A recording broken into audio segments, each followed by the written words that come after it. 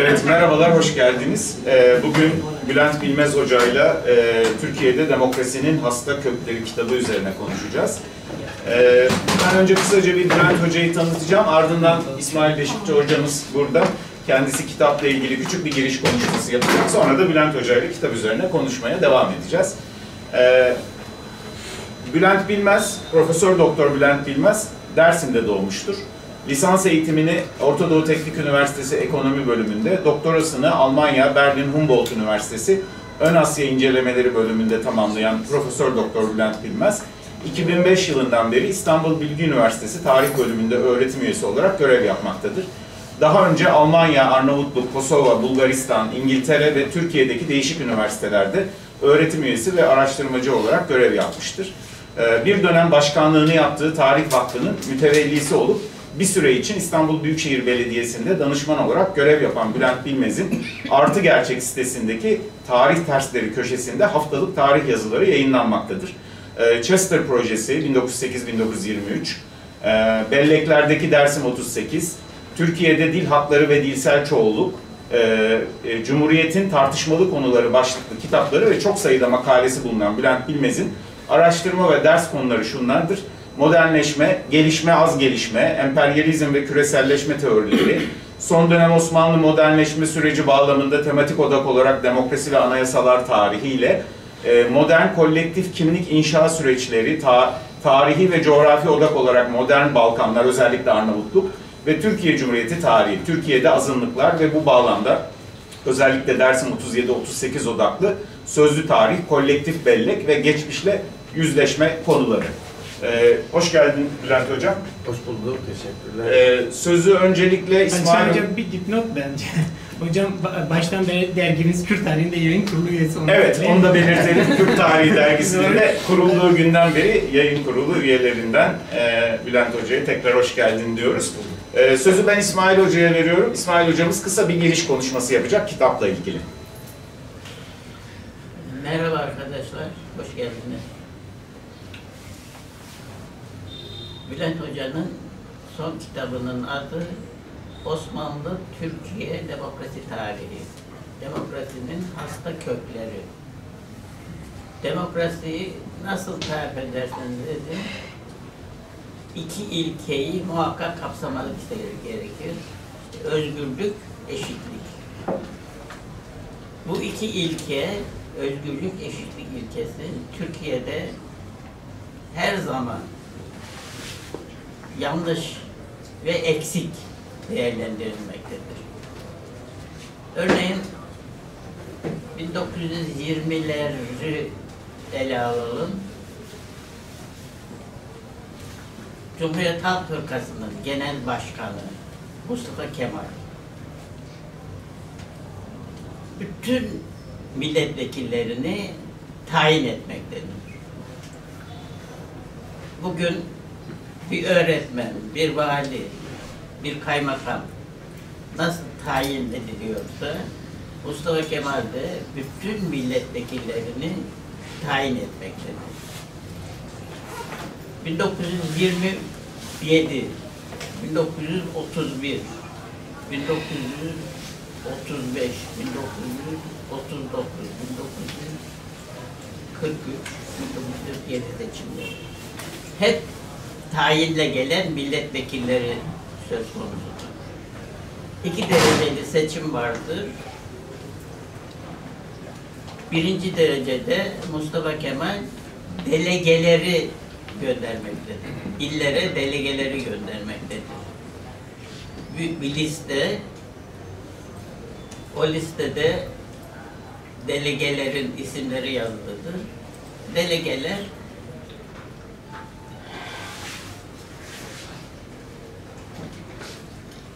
halk delegelerin içinde bulunduğu listeyi sandığa atmaktadır. Sonra ikinci olarak bu delegeler milletvekillerini seçmektedir. 400 civarında milletvekili bu şekilde seçilmektedir. Buna 1930'larda ve daha sonra siyasal bilimler üniversite basın çağdaş olarak değerlendirilmektedir. Çağdaş olarak değerlendirilmektedir. Halbuki bu demokrasiye son derece aykırı bir durumdur. Fakat bu aykırılığı hiçbir zaman dile getirmemektedirler. Yani Türkiye'de siyasal bilimler, sosyal bilimler bu aykırılığı hiçbir zaman dile getirmemişlerdir.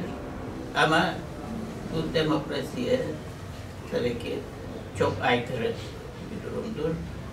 Sanıyorum Bülent hocamız hasta kökenleri, demokrasinin hasta kökenleri derken bundan da söz edecektir. Teşekkür ediyorum arkadaşlar.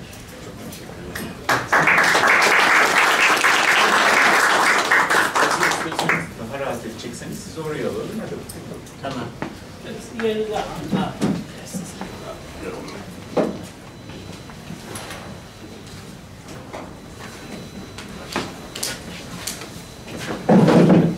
Evet Bülent Hocam, biz kitabı konuşmaya başlayalım. Ya ondan önce belki de sen sorulara geçmeden önce ben herkesin huzurunda İsmail Hoca'ya teşekkür etmek istiyorum. Hem tahmin edebileceğiniz gibi benim kuşağımdan birisi için zaten İsmail Hoca'nın burada bulunması büyük bir onur. Her zaman ortak ortamlarda bulunduğumuzu söylüyorum ama daha büyük bir sevinç, onur kaynağı. Bu kitabı daha önce yayınlanmadan önce çok kişiyle paylaştım, feedbackler aldım, onu yazdım ama yayınlandıktan sonra da yayın evinin gönderdiği hocalarımız oldu. İsmail Hoca onlardan biriydi ve ilk geri dönüş yapan, içinde yazım hatası da dahil olmak üzere bize bildiren ama korktuğum şeyi yapmadı. Orada özellikle demokrasi tartışmalarında ulusların kaderini tayin hakkı meselesini daha da tartışmamız gerekir, sorunsallaştırmamız gerekir dedi. Ben o korkuyla gelmiştim ama neyse onu atlattık. Biz kendimiz tartışırız onu. Çok teşekkürler tekrar İsmail Hoca'ya. Gelenlere de hoş geldiniz, teşekkürler. Sen herhalde götüreceksin hocam. Yani ben yavaş yavaş böyle birkaç soru soracağım sana. Öyle sohbete başlayabiliriz. Yani birincisi ben şeyi merak ediyorum. Bu kitap nereden çıktı? Sen kitapta söylüyorsun. Yani Türkiye'de bugün demokrasi konusunda yaşanan eksiklik ve aksaklıkların kökenlerine eğilen analitik ve sentetik bir makro tarih çalışması yapmak istedim diyorsun. Şimdi kitapta sık sık postmodern tahribat diye bir şey geçiyor. Orayı açmıyorsun ama bu postmodern tahribatın etkilerinden biri de tarihçilikte görüldü ve bu tür makro tarih çalışmaları epeyce itibar kaybetti. Yani son yıllarda bu tür makro tarih çalışmalarına pek rastlamıyoruz. Ben şeyi merak ediyorum, yani neden böyle bir makro tarih çalışması yapma ihtiyacı hissettin? Evet. Biraz oradan, yani kitabın çıkışı nereden kaynaklandı ve yöntem olarak neden analitik, sentetik bir makro tarih yazma gereği hissettim? Ben aslında biraz da orayı merak ediyorum. Eyvallah. Ya şimdi tahmin edebileceğiniz gibi arkadaşlar, Alisan sen de biliyorsun, biz şu anda öngöremiyoruz. Kaç kişi bu kitabı daha önce edindi, gördü, okudu. O yüzden biz hani kitabın okunmadığı varsayımıyla bu sohbeti yapacağız. Yani Alişan Hoca'nın da böyle bir şeyi üstlenmesi ve kısa sürede kitabı okuyup hazırlanması ve daha da önemlisi kesinlikle kayırmaca yok, acımasız sorular ve eleştirilerle geldiği anlaşıp bunu kabul etti. Şimdi şöyle söyleyeyim, tam da şu kitabın okunmasını onun için söyledim. Ön sözde bunu anlatıyorum. İlk etapta hem mesleğim gereği hem kitabın başlığı bunu böyle bir şey olarak düşünebilir. Ben Osmanlı modernleşmesi süreci tartışıyorum. O şöyle düşünebiliriz. En genelden daha spesifiye gideceksek Osmanlı modernleşme sürecinin bir parçası olarak siyasi tarih ya da entelektüel siyasi tarih deyince siyasi düşünce tarihi ya da zihniyet tarihi. Onun içinde bir unsur olarak da demokrasi daraltacak olursak. Şimdi evet, bunu yıllarca derslerimde, konferanslarımda anlattım ve aslında şöyle bir şey akla getirebilir. Yani tam da bunlar ben yıllardır anlatıyorum. Değişik yerlerde yazıyorum. Daha derli toplu, dediğim gibi daha sentetik ve daha analitik. Bir de tabii ki daha geniş kitlelere ulaşacak şekilde o dille yazma ihtiyacı ki bu köşe yazılarına dönüştü. İki şey var ama senin soruna daha dolaysız cevap anlamında. Birincisi evet, hani ben bizzat kuşağım gereği o pozitivist, modernist, genelde sosyal bilimler sonra tarihten muzdarip olan ve dolayısıyla aslında postmodern sorgulamaları, modernizm eleştirilerini ciddiye alan, hala ciddiye alan ama nihai olarak o postmodern akımın diyeyim, insanları sürüklediği savunmalardan da hani rahatsız olan, hani postmodern sorularla ilgili hala benim için kıymetli farklı fikirler var ama verdiği cevaplar ve oluşturduğu entelektüel yeni paradigma diyelim sorunu bu uzun mesele ama senin de dikkat çektiğin gibi bizim konumuzda bunun ilişkisi daha çok mikro tarihler yerine aslında mikro tarih dememek lazım. Grand theory dedikleri bu büyük anlatıların yani işte bir tarihçinin oturup da Osmanlı'da feodalizm var mıydı? Feodalizmden kapitalizme geçiş süreci ne zaman gerçekleşti? Ya da daha uzun süreli tarihler tartışmak. Yani oturup da günümüzde öyle bir hale geldi ki hani bir doktor öğrencisi gelip de ya hocam ben 18. ve 19. yüzyılda illa başlayan bir cümle kursa ilk tepki ne diyorsun sen? İmkansız zaten yapıyorlar ve bu yer yer aşılmaya çalışılıyordu. Bundan muzdarip biri olarak biraz bunu aşma yönünde bir şey ve bu daha hani saf olumsuz anlamda da kullanıyorum. Bütün o dezavantajlarla akademik çalışma olsaydı mesela bunu yapamayabilirdim. Yine hep o kafamdaki disiplinin yine olumsuz anlamda kullanıyorum. Sınırlarıyla uğraşıp ya çok genel oldu, yeterince derinleşemedim ya da çok böyle bir yerde derinleşip bir yerde genişlediğim gibi şeylerle takılacaktım. Problemlerle uğraşacaktım. Bunları aşmak için iyi geldi bana ve bunun sadece yazan kişiye değil okuyucuya da lazım olduğunu düşünüyorum. Yani çok fazla açıkçası eşelendik diyeyim. Bu sadece tarih içinde değil. Yani sosyal beşeri bilimlerin hepsinde, sosyolojide de, antropolojide de, siyaset biliminde de çok böyle mikro şeylerle, spesifik meselelerle uğraşıp büyük soru, büyük mesele yani korkutur insanı doğal ama korkutmuyor. Tam tersine rahatlatıyor mu? Yok, hor görülmeye başlandı. Hani yeterince akademik değil demek ki. Öyle büyük sorularla, büyük anlatılarla, sadece sorular da değil, cevaplar da büyük olmamalı. Yani bu işte şimdi tam Türkçesi gelmiyor aklıma o grand teori dediğimiz şey, büyük teoriler diyelim. Büyük anlatılar, işte o şeylerin, o anlatılarla dayandığı teoriler var ya, o grand narratiflerin dayandığı bir de teoriler var ya bildiğimiz işte. Tarihsel materyalizm gibi bir kavramın kendisine bile dinozor muamelesi yapılabiliyor ki bu bizi başka yere götürür ama mesela ben çok sık yaptığım bir şey biliyorsun yıllardır seninle de çalışıyoruz. Türkiye'de kültürel çoğulluk çalıştığımızda, kimlik meseleleri tartıştığımızda mesela bu günümüz disiplinlerinin ürettiği kavramlar mesela bu intersectionality dedikleri kesişimsellik ya da queer teorinin bize öğrettiği şeyler. Ben mesela dönüp bir dinozor olarak geri dönüp abi biz diyalektikten bahsediyoruz. Oluyorum mesela. Yani 19. yüzyıl düşünürü bunu diyalektik olarak, radikal diyalektik olarak 20. yüzyıl Frankfurt Okulu bunu radikal diyalektik olarak tartışıyordu diyordum. Şimdi uzun oldu bu ama ikinci kısma geleyim. Çıkış noktası meselesi. Evet. Bir böyle bir ihtiyaç var ama bir de şu vardı. Yine en başta söylediğimi söyleyeceğim. Yani bir tarihçi olarak şey olarak düşünebilir. Ya bu adamın yıllardır anlattığı şeyleri bir de derli toplayarak okuyucuyla paylaşmak istiyordu. Bu değil aslında. Bu olsa var ya, bu biraz daha ders kitabına dönüşüyor. Senin ders notlarında. Ben ilginç bir şekilde çıkış noktam bugün oldu. Yani açıkçası seninle aynı dernekte, vakıflar, partide çalışıyoruz. Yıllarca beraber mücadele ediyoruz insanlarla. Orada hem o partinin, rejimin, günlük yaşamdan kurumsal olana kadar aksayan şeyler olduğunu gördüğümde onların adını koyarak o tür teşhislerle, onlarda hastalıklar görüyorum, sorunlar, eksikler. bunların kökenlerini, yani şöyle bir şey oldu burası. Geri dönüp aramama gerek kalmadı. O orada vardı kafamda zaten. Birdenbire ilişkilendirmeyle oldu. Yeni de değil. Son 10 yıldır böyle 19. yüzyılı anlatmaya çalışıyorum. Kısaca şöyle özetleyebilirim. Çıkış noktam bu kitabı yazarken günümüzün demokrasisizlik diyelim, demokrasi sorunları diyelim ama Türkiye, Osmanlı örneğinde, yani 19. yüzyıl Osmanlı ve 20. yüzyıl Türkiye örneğinde günümüzün sorunlarının köklerinin orada olduğunu görüyorum ama ben yıllardır da Cumhuriyet halini anlatırken, son dönem Osmanlı anlatırken orada gördüğüm şeylerin iz düşümlerini zaten düşünerek de yazıyorum, dersimi anlatıyorum. Yani uzun şeye girmeye gerek yok örnekler ama şunu söyleyeyim, öyle de bitireyim. Yani aslında tam da bu yüzden Alişan bu kitap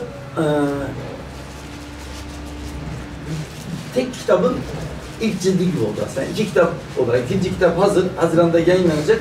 Şöyle bir şey yapmaya çalıştım. Bu kitapta, yani biliyorsun işte 1876 öncesi döneme gidip biraz daha düşün tarihi, zihniyet tartışıp 1876'dan, yani o birinci meşrutiyetten günümüze kadar olan süreci sadece zihniyet tarihi değil, uygulamalarıyla da orada 6 dönüm noktasına odaklanıyorum. Evet. 6 şafak diyorum.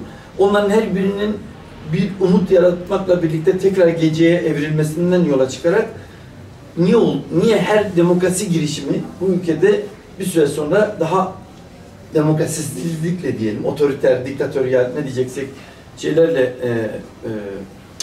sonuçlandı gibi tartışmalar yaparken de yine geriye dönüp o kitapta da buraya göndermeler yapacağım. Zaten orada altı tespit üzerinden gidiyorum. Aslında kısacası burada da söylüyorum en başta birazcık tam da burada tartıştığım unsurlar ki adını koyarız yani en başta genç Osmanlılar tabii. Evet, şimdi onu soracağım zaten. Evet, ama onların şey olduğunu bildiğim için daha sonra İttihatçilere, daha sonra Kemalistlere öncü olarak kabul edildiği, yer yer yüceltilerek kabul edildiği için ve günümüzde de kendisine ilerici, demokrat diyen çevrelerin referans verdiği kişiler ve onların kavram setleriyle tartışıp düşündüğümüz için onlarda bulunan bu sorunların tespiti iki işe yarıyor.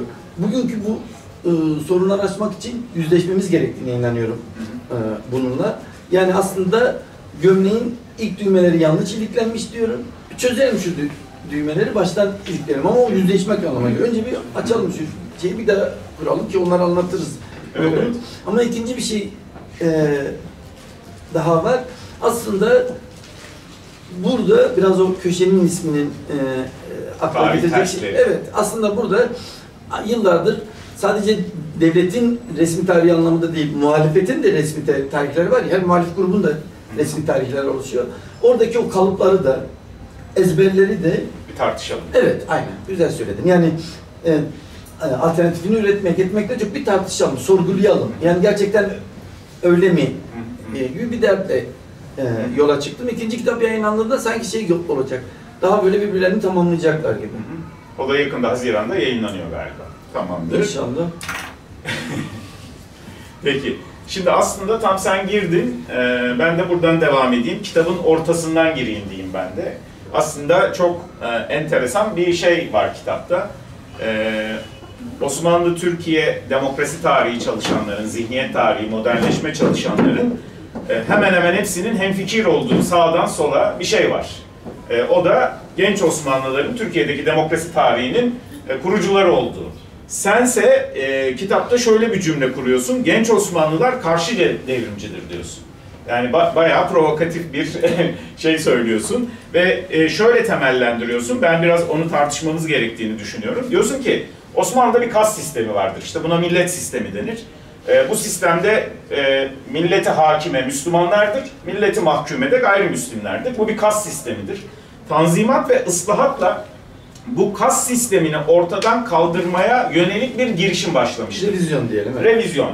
Fakat bu bile büyük bir tepkiye yol açmıştır ve gavura gavur diyemediği için muhalefet eden aslında kendisi de bir inisiyatif mi ne olduğu da bir muhalefet aydınlığı bir grubu. Evet, bir grup genç Osmanlı dediğimiz bu grup ortaya çıkıyor ve bir dakika diyor.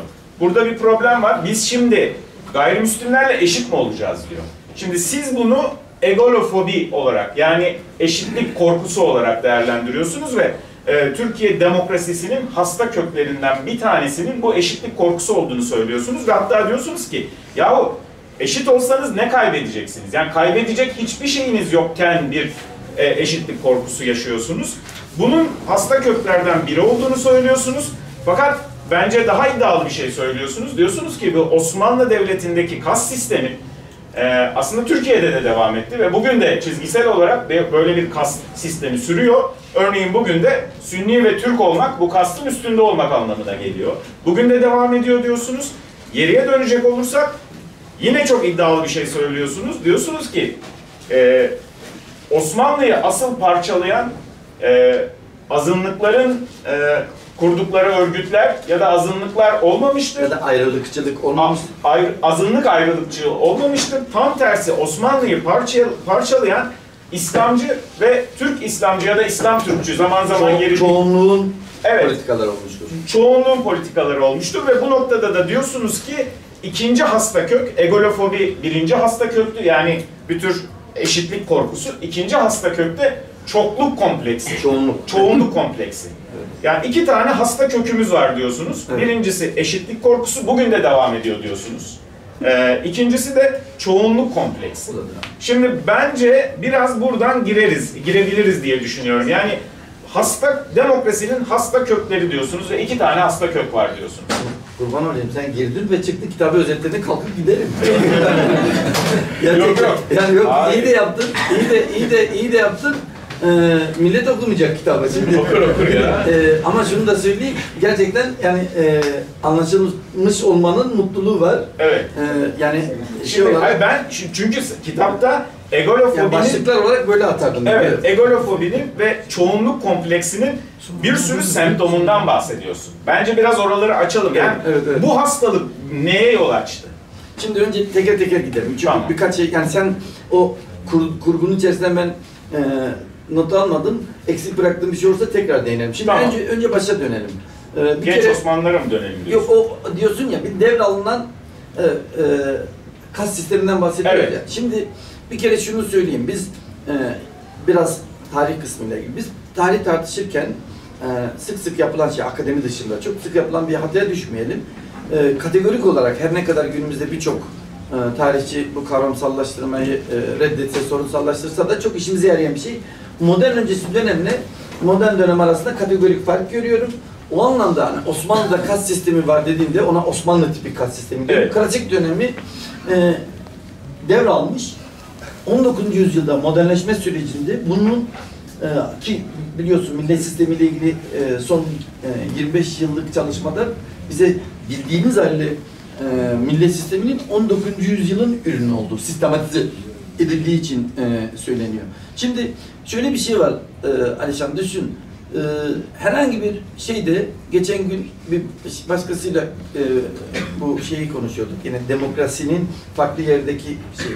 Bir tarikat olur ya da kendisine diktatörlük diyen herhangi bir yerde biz hani haber bile değildir bu. Orada birisi belirleyendir, tek adam belirler ve gider. Ama buna ne zaman ki demokrasi dersek, bunu ne zaman ki demokrasi içerisinde tartışırsak sorun var demektir. Daha çok bunu yapıyoruz. Yani şunu demek istiyorum.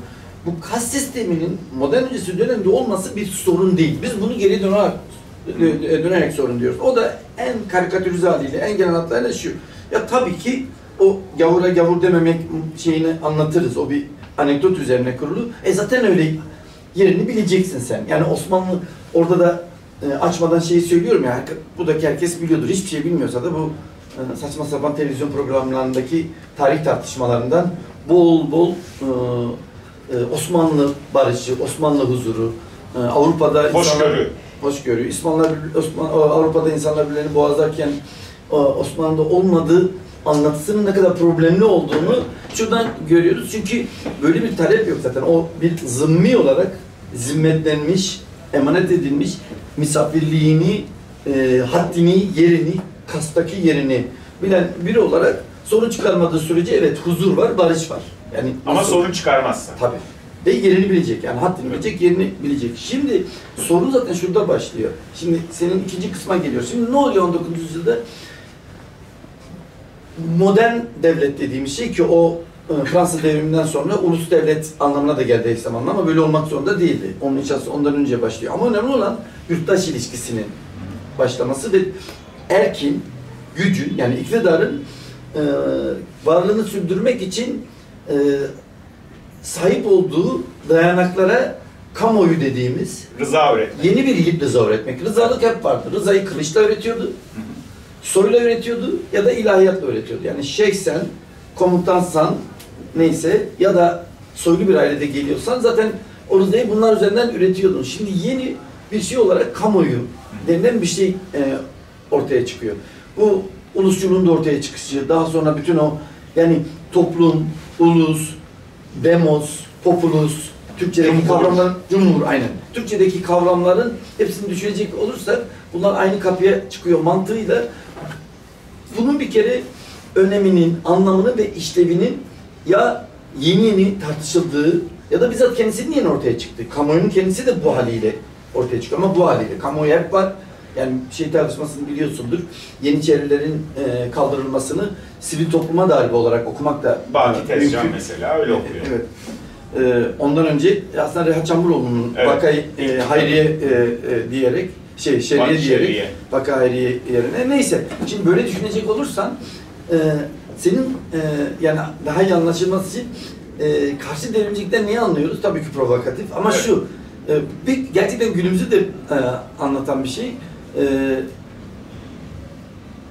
İki tane bize ders kitaplarımızda da anlatılan köçe taşı var. İki dönüm noktası var. Biri 1839 Tanzimat, biri 1856 ıslahat. 1856 ıslahat şeyi Tanzimat'ta getirdiği çerçeveyi ki ona açılım programı diyorum. Kendi başına bir düzenleme değil biliyorsun. Kanun değil sadece ferman. Günümüz kuşakları artık onu iyi biliyor. Bir açılım şeyidir.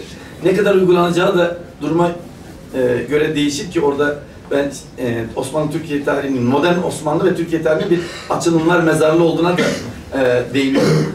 Açılır ama bir yere varmaz. İnişli çıkışlı oluyor biliyorsun. Ama şunu söyleyeyim. Biz iki şeyi söyleyelim hatırlamak için. Demokrasi, demodernleşme diye genel bir şeyden bahsettim. Bir tarafa bırakıyorum. Dedim ki demokrasi ya da demokratikleşme tarihi onun bir parçasıdır ama ben burada en baştan bunu da anlatıyorum. Şimdi sen direkt şeye girdiğin için kolektif kimlikler boyutu demokrasi tartışmasından sadece bir unsuru oluşturuyor. Bu kitabı okuyup da siyaset bilimci arkadaşların eleştirdiği şeylerden biri haklı olarak oysa ısrarla başından altını çiziyorum. Yani 5 farklı düzlemde eşitsizlikler hiyerarşisi var. Toplumsal cinsiyet doğal olarak. Sınıf doğal olarak. Kent, kır. Ova. Bütün bunların hepsinin üstünde bir tabii ovalı, dağlı olmak. Bunların üstüne bir de küresel anlamda doğu batı ya da kuzey güney Şimdi bu önemli bir şey. Yani bu akademi dışında yaptığınızda başınız belaya girebiliyor. Çünkü insanlar hala oluyor mesela okuyanlar ya sınıfı önemsemiyor musun? Toplumsal cinsiyet hiyerarşisini önemsemiyor musun? Kitapta bir bölümü o düzlemlerde de yani erkek, kadın, LGBTİ şeyinin kas sisteminin, piramidinin nasıl oluştuğunu niceliksel ve niteliksel olarak dağlılık, köylülüğün, kentlilik, taşralılığın.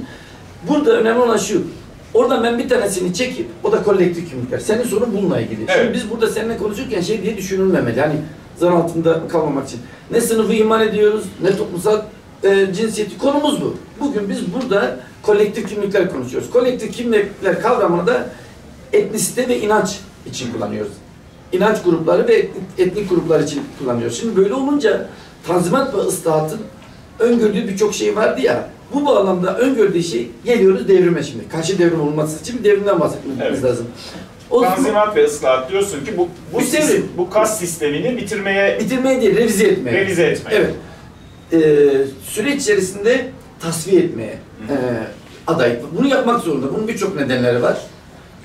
İmparatorluğu bir arada tutmak için. Evet, bu tartışmalardan biri ki bu benim katıldığım bir şey değil. O çok çünkü daha önce başlamış Sırp ayaklanması, Yunan ayaklanması üzerinden daha böyle bir çünkü Osmanlıcılığın aynı zamanda başladığı dönem bir tepki olduğu düşünülüyor. Ben böyle olmadığını düşünüyorum. Modern devlet bunu yapmak zorunda zaten.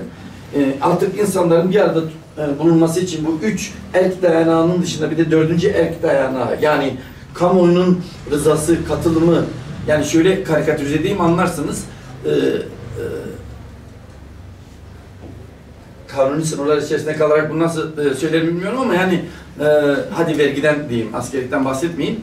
Modern insan gönüllü olarak salak salak vergi dairelerinde kuyruğa giren, verdiği için de vatandaş olarak mutlu olan bir vatandaşa dönüşüyor. Böyle bir rızadan bahsediyor. Al devletim, Allah'ın sesini parayı al da bize hizmet sun.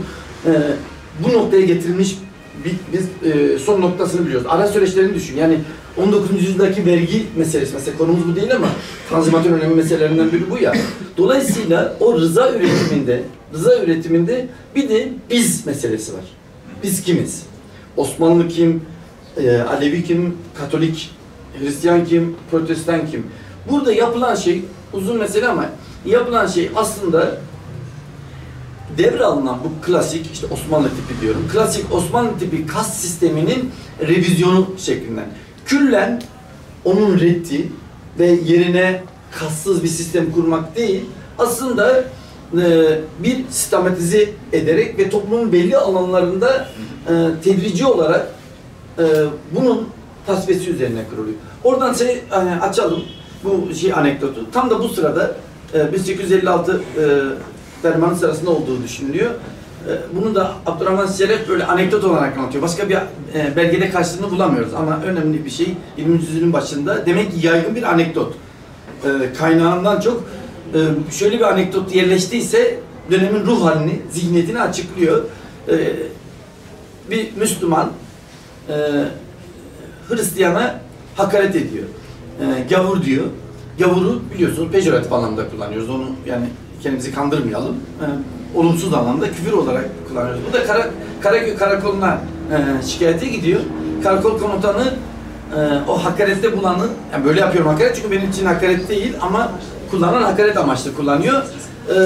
Çağırdığı zaman, şimdi bakın o kadar şimdi diyor ki önce tanzimat sonra ıslahatı insanlar diyor okuyor. Demek ki artık hakaretimiz ifadeler olmayacak. Artık hor görmeyeceğiz. Bir insan Müslüman değildir diye ki onu da Müslüman yani Müslüman olan olmayan diyorum ya, onların da kas sistemi var. Onu burada açmayalım ama onu söylüyorum. Mesela Rum, Ortodoks, Gregorian, tabii, oraya bağlı olanlar da eşit değiller. Bunlar da alt alta gidiyor. Orada şöyle bir şey oluyor. Karakola götürdüğü zaman komutan güya kanunları uygulayacak. Şeyi güya kabulleniyor. Hani yapamazsın diyor ama başka dilini üretmemiş. Zihniyet daha üretmemiş. Diyor ki, kızıyor adamı. Diyor ki nasıl bunu yaparsın? Sana kaç defa söyleyeceğiz? Gavura gavur demeyeceksin artık diye. Başka bir kavram üretemiyor. Yani ne diyecek? Ona çünkü onun gözünde hala yani içselleştirmediği için hala bir gavura gavur demeyeceksin. Yine başka bir örnek. Bu kas sistemi öyle yerleşmiş ki mesela biz örnekleri var. Aslında bir şey söyleyeyim mi? Orada bu da önemli. Bu çalışma büyük oranda zaten var olan değişik dillerde literatüre dayanıyor. Dolayısıyla burada hani ezber bozucu dediğim şeylerin birçoğu zaten literatürde var ama sorunsallaştırılmamış, altı çizilmemiş. Mesela literatüre baksanız görürsünüz ki sadece Müslümanlar arasında, Müslüman aydınlar ve değişik elitler arasında bu eşitsizliğin, bu hiyerarşisinin revizyonu, ortadan kalkması, tedirginlik, tepki yaratmıyor. Fener Petrikhanesi müthiş rahatsız oluyor. Ben Ermeniyle eşit mi olacağım diyor. Hele Yahudiyle ben neyine eşit olacağım diyor. Bu kitapta daha detaylı var. Göreceksiniz. Aslında biliyorsunuz yani herkes de değişik popüler okumalardan, ders kitaplarından biliyor. Kas sistemi daha çok Hindistan'daki örnek üzerinden diyelim, klişe üzerinden bilinen bir şey ama dünyada değişik yerlerdeki hiyerarşik ilişkilerini kas sistemi üzerinden tartışılanlar var ki ben onu da kullandım. Özellikle ırk üzerinden Amerika'da. Şimdi böyle olduğu zaman senin sorunun son kısmına geliyoruz. Evet. Karşı devrim kısmına geliyoruz. Şimdi böyle bir şey oluyor ki... Genç Osmanlılar karşı devrimci. Önce iki vaka var. Bir, daha genç Osmanlılar önce 1859'da bir padişah devirme girişimi. Kuleli meşhur vakası. Kuleli vakası. yani uzun zaman boyunca aslında hakkında tek bir çalışma varken en son Burak Onarım'ın hazırladığı gerçekten mükemmel monografiyle artık hakkında çok şey biliyoruz ve açıktan açığa oranın temel kaynağı da ifadeleri alınıyor. O ifadelerde söylenenler ve o kadar bariz bir şekilde muhalifliklerini darbe diyelim ya da devrimi ne diyeceksek şeye dayandırıyorlar ki bu gidişatın tam da bu eşitsizliği ortadan kaldırma ihtimaline karşı bir Müslüman ülkesinde bir Müslümanla olmayan nasıl eşit olur? Şimdi böyle olduğu zaman şuna bakmak lazım. Onların birçok işte parlamento talebi, anayasacılık gibi şeylere bakarsan onlarda demokratik, ilerici, katılımcı şeyler bulabilirsin. Ama o kadar şey ki geçmişin kas sistemini içselleştirmiş ki bu şeyi Namık Kemal'in, Ziya'nın ve Ali Suavi'nin metinlerinde de görüyoruz sürekli. Sen ne yaparsan yap, evet bir arada olacağız, evet kardeş olacağız ama o hiyerarşiyi asla ortadan kaldırmadan. Yani aslında öyle bir ilericilikten, öyle bir sonu demokrasiyle biten, cumhuriyetçilikten, parlamentoculuktan, meşrutiyet dediğimiz şey, parlamento ve anayasa, ya parlamenter anayasacılık. Öyle bir şeyden bahsediyoruz ki bu yönü eksik, bu yönü kusurlu. Bunun nedeninin işte tam da şunu söylüyorum. Son herhalde yani aklımda kaldığı kadarıyla söylediklerin arasında o kaldı. O da egalofobi. Şimdi bu kas sistemi bir tür çoğunluk olmanın getirdiği bir üstünlük kompleksine yol açıyor. Yüzyıllar boyunca buna sahipsin. Bir erkeğin kadına karşı ne kadar kendisine ilericiliğim dese de bir türlü yüzleşmedikçe gerçek anlamda yontmadıkça kendini üzerinden atamayacak. Çünkü yüzyıllara, binler yıllara dayalı bir şey. Benzer bir şey Osmanlı'da biliyorsun inanç sistemi üzerine kurulu. Sen de söyledin. Cumhuriyet'te devam ediyor. Orada etnisite dayanacak. Yani eskiden Müslüman kastın en üstündeyken şimdi Türk Müslüman ya da Sünni Türk 20. yüzyılda en üstte oturacak. Şimdi burada önemli olan şey şu. Aslında diyebilirdik ki bu bir tepkidir, korkudur. Yani bir eşitsizlik söz konusu. Mesela bir başka düzlemde. Sınıfta da eşitsizlik var. Sınıfta üretenlerin, işçileri, neyse artık proleterlerin aynı oranda söz hakkı talep etmesi, karar süreçlerine katılmak istemesi üretim araçlarına sahip olanlar tarafından değil mi, tepkiyle karşılanacaktır. Korkuyla karşılanacaktır. Bu makul bir korkudur zaten. Çünkü orada birinin kazancı diğerinin kaybı anlamına geliyor. Ortada bir artı ürün var, o paylaşılacak, o karar süreçlerine katıldığı oranda kendisine yonttuğu oranda diğerine daha az kalacak. Şimdi bunun fobi olmasının sebebi tam da bu. Bu öyle bir şey ki burada kaybeden yok. Tam tersine kazanacak. Eşitlik evet. İkisini de kazandıracağı halde bu zaten o yüzden de bir şeyde aslında eleştiri diyeceğim ama bence tepki de şeyden geliyor. Psikolojiden meslektaşlardan 3 kişiyle konuştuğumda ya bu fobi kavramının seçimiyle ilgili evet yani deplasmandayım, bilmediğim bir alandan ödünç alıyorum. Çoğunluk kompleksi, aşağılık kompleksi gibi ya da fobi gibi kavramları ama çok basit bir şekilde adını koyuyorum. Ben rasyonel olmayan korku anlamında kullanıyorum. Yani sen herhangi bir şekilde korku çok rasyoneldir, sağlıklıdır, korkman gerekir. Ama seni bırak sana zarar vermeyi, seni de aslında yönlendirecek, sana faydası olacak bir değişimden korkman irrasyonel bir şey yani. O yüzden bir fobidir diyorum. Ve bu gömleğin yanlış iliklenen düğmesi diyorsun. Düğmelerinden biri. Ya da evet, o iliklenmesini sağlayan. O da ne? Çünkü bunu yapmadığımız sürece bugüne geliyoruz. İsmail Hoca'nın da dediği eşitlik yani evet. Demokrasinin temel. Şimdi çok güzel. İsmail Hoca'nın söylediği zaten şimdi İsmail Hoca hemen not aldım. Bundan sonraki şeyde gündeme gelecek. Şimdi özgürlük ve eşitlikten evet. bahsetti. yani Fransız devriminin 3. mottosu kalıyor. Değil mi? Yani liberté, Egalite, egalite. Ben egalofobik dememin sebebi de onu da söyleyelim. Egaliteden geliyor. Yani herkes için tanıdık aslında. Fobiyi biliyoruz. Egalite, eşitlik, yani eşitlik fobisi. Ben eşitlikten çok denkliğin daha doğru olduğunu düşünüyorum. Çünkü eşitlik aynılık da çağrıştırdığı için daha çok denk olmak anlamında denklik fobisi de diyebiliriz. Şimdi 3. şey geliyor. Bunu bir cümleyle söyleyeyim. Derdim anlaşılır. 3. motto ne? Kardeşlik. Evet. Fraternite. Bunu bugün o kadar iyi anlarız ki mesela bu konuda inşallah bitiririm o yazıyı. Çünkü mesela onurlu barış tartışması. Kürtlerin onurlu barış ya da haysiyeti bu kadar öne çıkarması. Tam da bununla ilgili. Kardeşlik eşitsizlik üzerine kurulabilir.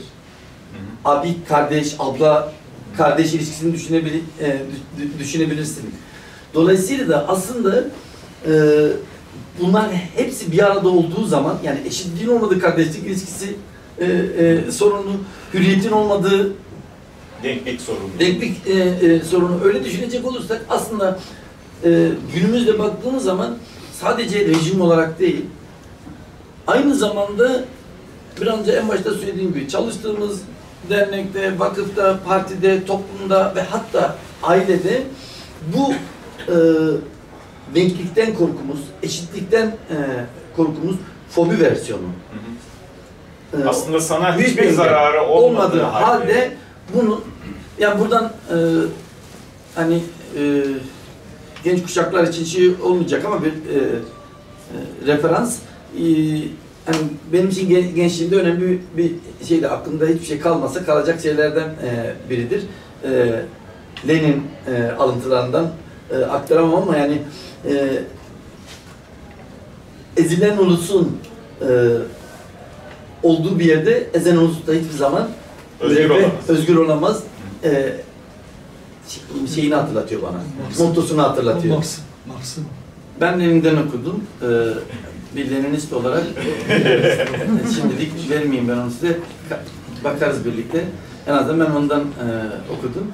Ama derdimi anlatabiliyorum değil mi? Yani evet. Aslında o yüzden sana ısrarla söyledim.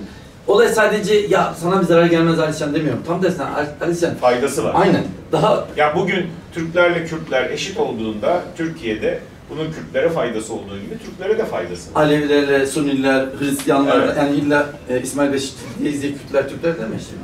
Tamam. Aleviler, Sünniler. Hayır, ikimiz de Aleviyiz. Ya şaka yapıyorum. o yüzden biraz kafalarını karıştıralım bunların. Evet. Onların da üstünlük komplekslerini akıllarına getirelim.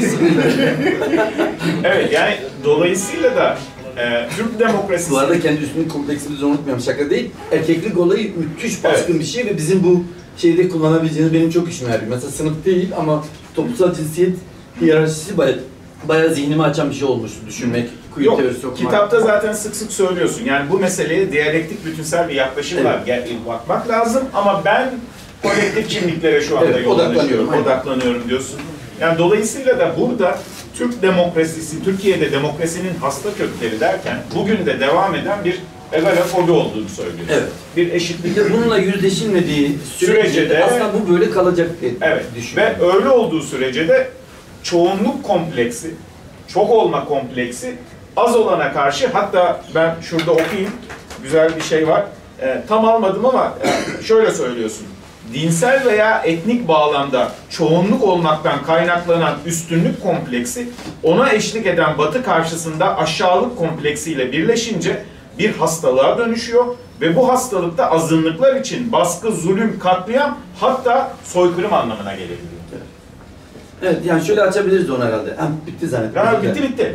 Yani şöyle açabiliriz, bu önemli bir şey. Çünkü bu egalofobinin sonuçları var. Yani bu hastalığın bazı sonuçları var. Kesinlikle. Mesela soykırım, katliam bu sonuçlardan biri. O yüzden ciddi sonuçları olduğu için üstünde durmamız lazım. Evet, şimdi şunu söyleyeyim önce, yani o önemli bir mesele. Ben üzerinde o kadar durmadım ve duramam. Daha farklı bir çalışma gerektirir. O da şu, aslında toplumda hiç ummadığınız, artık her anlamda o kas sisteminin kendisini üstünde hisseden, beyaz Türk diyelim ona mesela. Her ne demekse. Sen Sünni Müslüman, evet. Sünni Türk diyorsun evet. bugün için. Ama bir de sınıf ekleyelim. Hı-hı.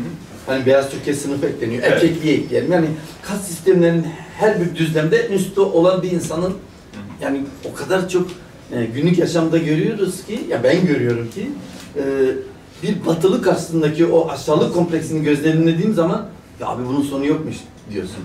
Orada o bulunduğu toplumda, ülkede sürekli o şeyin tadını çıkaran, hastalıklı bir tat tabii tekrar söylüyorum, o üstünlük kompleksi, onun hastalıklı zevkini yaşayanın nasıl birdenbire Batı, Avrupa değerleri, dili karşısında aşağılık kompleksine kapıldığını görüyorum. Bunu onun için söyledim. Ama bu ikinci söylediğim daha önemli. Şimdi 24 Nisan'da soykırımın yıl dönümünde bir başka yerde tam da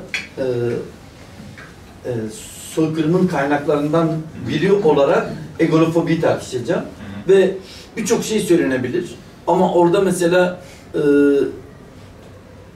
özellikle soykırımın bir devlet projesinin olmasından öte, bununla sınırlı kalmayıp da Kürdistan da dahil olmak üzere Kürdüyle, Çerkeziyle, Türküyle, Arnavutuyla, sivil katılımıyla, oradaki o sivil katılım, elbette iktisadi hesaplar, daha rasyonel diyelim, kötücül ama rasyonel hesapların yanında ciddi o derinlerdeki egolofobinin etkili olduğunu biliyorsun. Bunu gerçekten en iyi bilenlerden birisin, çalışanlardan birisin. Bu şeyden bahsedeceğim. O bildiğimiz Hamidiye alayları sırasında İstanbul'un nasıl oradaki Ermenilerin özellikle misyonerler üzerinden elde ettiklerini büyük kazanım, denklik olarak gördükleri için tabii o solun hastalığı diyelim burada. Komprador mesela, komprador burjuvazi kavramı tamamen solun egolofobisi üzerine kuruludur. Bir burjuva üstüne bir de Hristiyan olduğunu oluyor sana komprador. Orada İbo'cu arkadaşlar kusura bakmasınlar. Çok hoş. Şimdi orada şu önemli.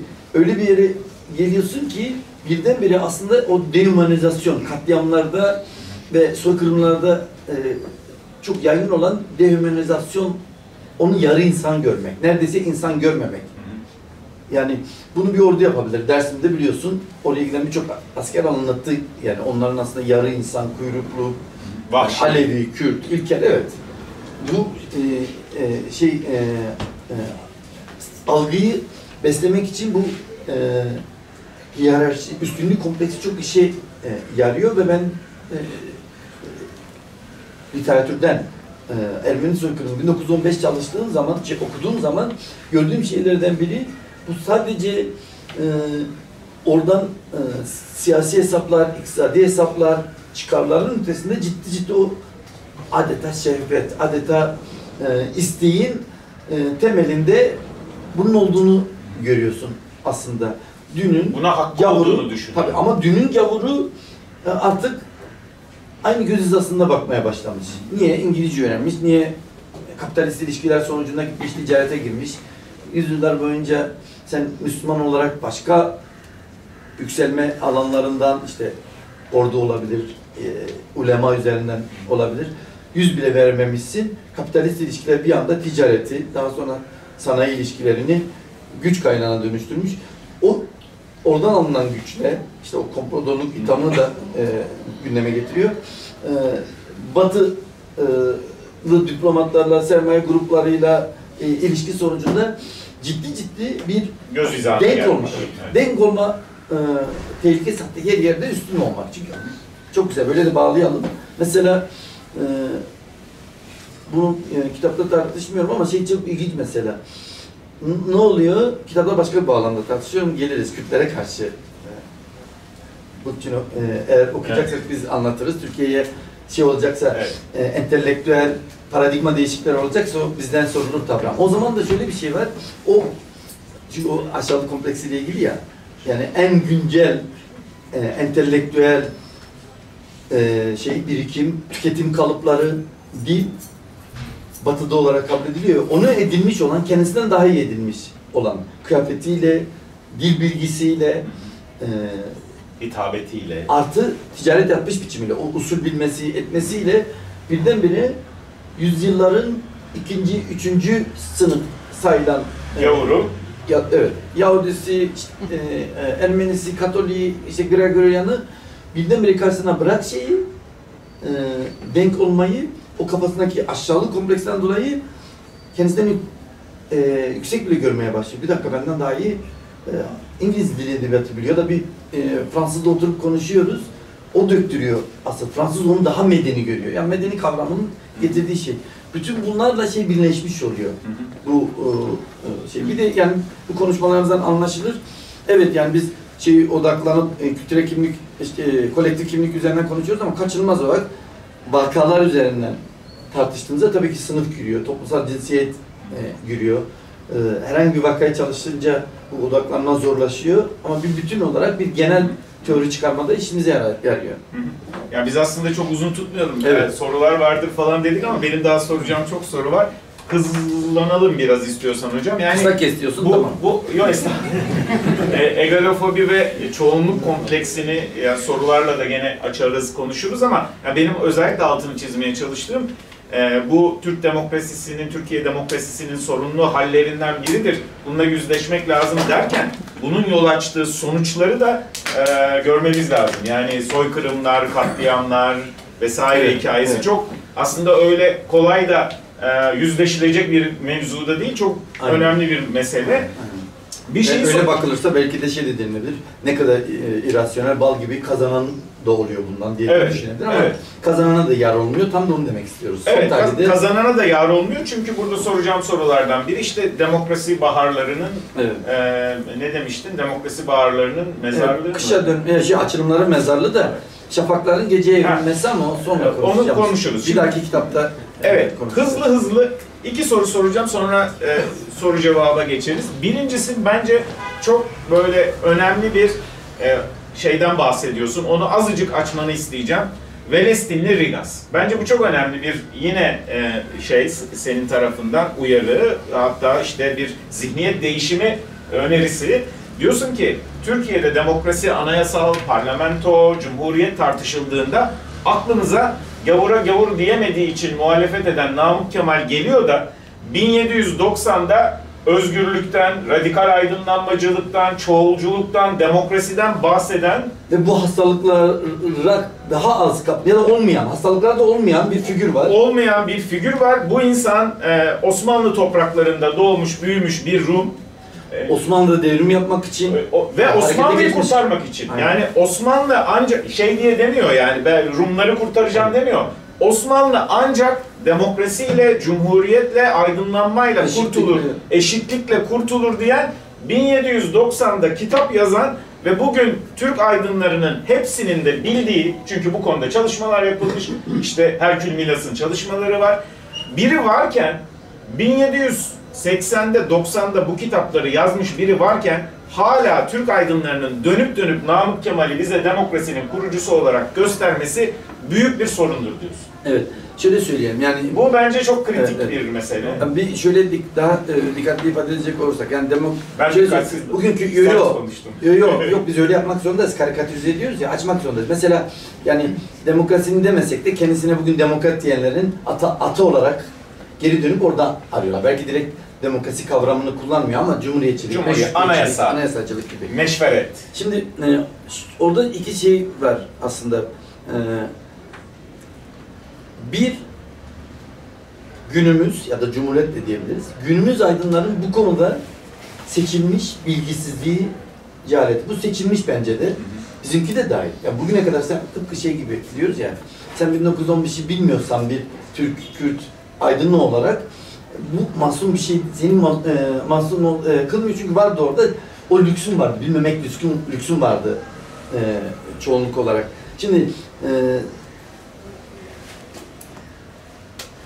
bir 100 yıl geriye gittiğin zaman, onu da söyleyelim bu arada, yani 1780'ler 90'lar diyoruz ama genç Osmanlılar'da 1865 ile 76 arasında böyle bir 10 yıllık bir şeyden bahsediyoruz, kuşaktan bahsediyoruz.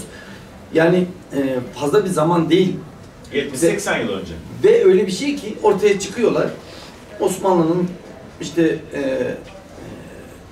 dönüşümüyle ilgili. Yani modern toplum böyle olmalıdır. O zaman bunu dönüştüreceğiz. Modern devlet böyle olmalıdır. Bunu dönüştüreceğiz diye. Ve onların mücadelelerinin bir kısmını da Avrupa'da geçiriyorlar. genç Osmanlılarla ilgili birkaç sorun var. Onlardan biri, sırf parantezine söyleyip kapatıyorum. Avrupa'ya da şey diye düşünmeyin. 12 Eylül darbesinden kaçan ya da şu anda oraya gitmek zorunda kalan 16 sonrası muhalifler gibi düşünmeyin. Ciddi ciddi bir başka paşanın maaşıyla orada geçinen, muhalif bir paşanın maaşıyla geçinen dergiler hatta çıkaran. konsolosluktan maaş alan. Evet, o da ayrı bir olay ama onu gazete çıkarıyor. Eğer para vermezseniz gazeteyi çıkarmaya devam ederim diyor. Ya, evet. Neyse. Yani devletle iç içe bugün zihniyet olarak Türkiye aydını devletten bağını koparamamıştır. Ama o zaman sadece zihniyet olarak değil, ekonomik olarak da, günlük yaşamda, dil olarak da devletle iç içe olan aydınlar grubu var. Bir kere bunu düşünelim. Gidiyorsunuz, 2 tane beslediğiniz kaynak var. Bir, o da yani kitabımda da değiniyorum. Doktora yıllarından beri hep takdirle söz ediyorum. Şerif Mardin ve arkasından Mümtazer Türkören'in çalışması çığır açıcı. O da bu kuşakların mesela hani aslında daha sentezci, İslamcılığın, modern İslamcılığın köklerini bulabileceğimiz figürler olduğunu bize gösterdi. Ne yapıyorlar? Gidip asr-ı saadete, İslam'ın asr-ı saadeti ya da Osmanlı'nın iyi zamanlarına dönüp kavramları, değerleri, metinleri kendi geçmişlerinde arıyorlar. Yer yer daha tasavvufi, Bektaşi şeyler karşımıza çıksa da aslında ne bileyim Şeyh Bedrettin referansı yok. Ama olmasın İslami var. Batı var bir de. Batı'da o sırada Batı'da kaynıyor. Siz gidip orada yaşıyorsunuz. Paris Komünü oluyor burnunun dibinde. Ya öyle bir şey ki yani orada bırakın var olan saltanatları ortadan ki başlamış zaten 1789'dan itibaren direkt sultanı değil saltanatı ortadan kaldırmak, cumhuriyet ilan edilmiş. Onun da başka devletin kendisini reddeden anarşist hareketler, Marksist hareketler o kadar güçlü ki yani özel çaba harcaman lazım, gözünü kulağını kapatman lazım ki bunları okum yazın etmeyesin. Bütün bunların arasında yani ki bunlar aralarında Yunanca bilenler var, Fransızca üzerinden bunlar takip edecek olanlar var. Bu 70-80 yıl önceki kendi toprağında yani geçmişi arıyorsan geçmişinde kendine model, örnek, eleştirecek bir şeyler arıyorsan Rigas'ı görmemek için özel çaba harcaman lazım. Anlatabiliyor muyum? Yani orada öyle bir patetik durum var. Hastalıklı durum var. O hastalıklı durum günümüze kadar devam ediyor. Yani bu şeye de benziyor ya, Türkiye sosyalistleri ne yapmadı? Paramazı görmek istemedi. Hınçakları görmek istemedi. Mustafa Suphi ile başladı. Mustafa Suphi ile birlikte Osmanlı'da sosyalizm başladı. Ondan önce yoktu gibi konuşuluyor. Tıpkı burada da olduğu gibi. Yani katılımcılık diyelim, cumhuriyetçilik, demokrasi ne diyeceksek parlamento. Çünkü onu okursunuz. Ona özel bir bölüm ayırdım. Tam da şeyden dolayı. Bir, yani bunun çok güzel açılımları var. Yani inşallah Rigas'la ilgili öyle bir monografi de çıkar ama bir, ya şey gibi düşünmeyin. Hani o koşullarda eşitlikçilik düşünmek, egolofobiden kurtulmak o kadar da imkansız değildi. 78 sene yıl önce bunları aşmış, radikal eşitçilik savunan metinler var orada. Ve Osmanlı böyle kurtulurdu yani. Evet, biri var. Tabii. Her ne kadar orada da bir parantez açalım, onu da söylüyorum. Biz bunu böyle söylüyoruz ama adamcağız bütün ulus devletlerinin yaptığı gibi 19. yüzyıl boyunca da Rum milliyetçiliğinin atalarından biri olarak o da orada şey yapılıyor, yüceltiliyor. Yani etnosantrik milliyetçiliğe karşı çıkan, tıpkı şey gibi bugün Kürt diye Kürdüm diyen herkesi Kürt milliyetçisi yaptıkları gibi adam inkar etmiyor sadece, adam Yunan. Rumum diyor. Tabii. Ama yani Helenim diyor bunun üzerinden ama talebi bambaşka ve o Helenliğin de hakkını istiyor. Toprağıyla, diliyle, toplumuyla ilişkisi şey değil yani reddeden hani böyle supra etnisite değil, o etnisiteleri kabul ediyor, kendi etnisitesini kabul ediyor ama çoğulculuktan bahsediyor.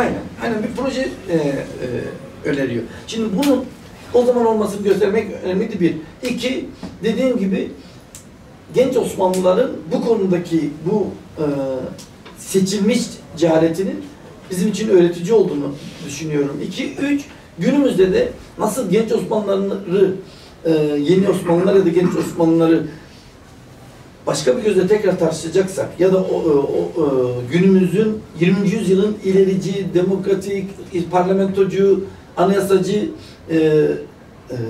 akımının başlangıcında gördüğümüz bu figürleri yeniden tartışalım diyorsam o zaman Rigas'ı da yeniden tartışmak gerekiyor. Bu anlamda da bizim işimize yarıyor ve hala Türkçe'de eksik aslında. Böyle bir şey ben yani Yunanistan'da var bu konuda çalışma. İngilizce bol miktarda kaynak vardı. Ben onları kullandım.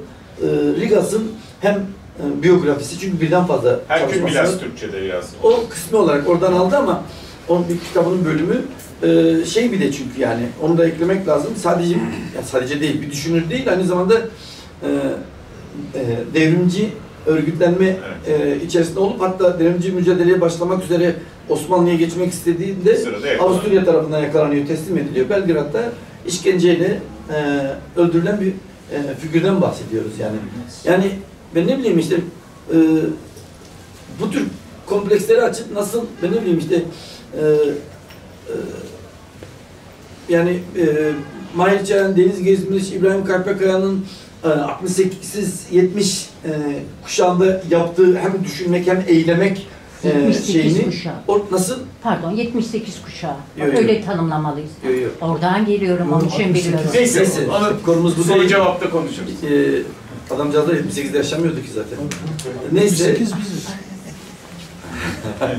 Hocam yaşınızı ele vermeyin siz. Pardon. Siz daha çok 98 kuşağı görünüyorsunuz. Evet. Z kuşağı şimdi en devrimci. Z kuşağı diye gidelim. Neyse, yani demek istediğim eğer tarihe böyle bakacaksa bunu neden ekledim? Şundan dolayı karşınızda bir düşünür olarak da değil. O anlamda da bir dakika bu ne yapıyor burada? Ciddi. Bir aktivist aynı Tabii. zamanda. Evet, devrimci yani aktivist fazla Evet. light kaçıyor değil mi? Hadi. Devrimci diyelim. Peki. Ya bence kitabın önemli vurgu noktalarından biri buydu. Yani bugün Osmanlı Türk modernleşme ve demokrasi tarihi üzerine yüzlerce kitap bulabiliriz.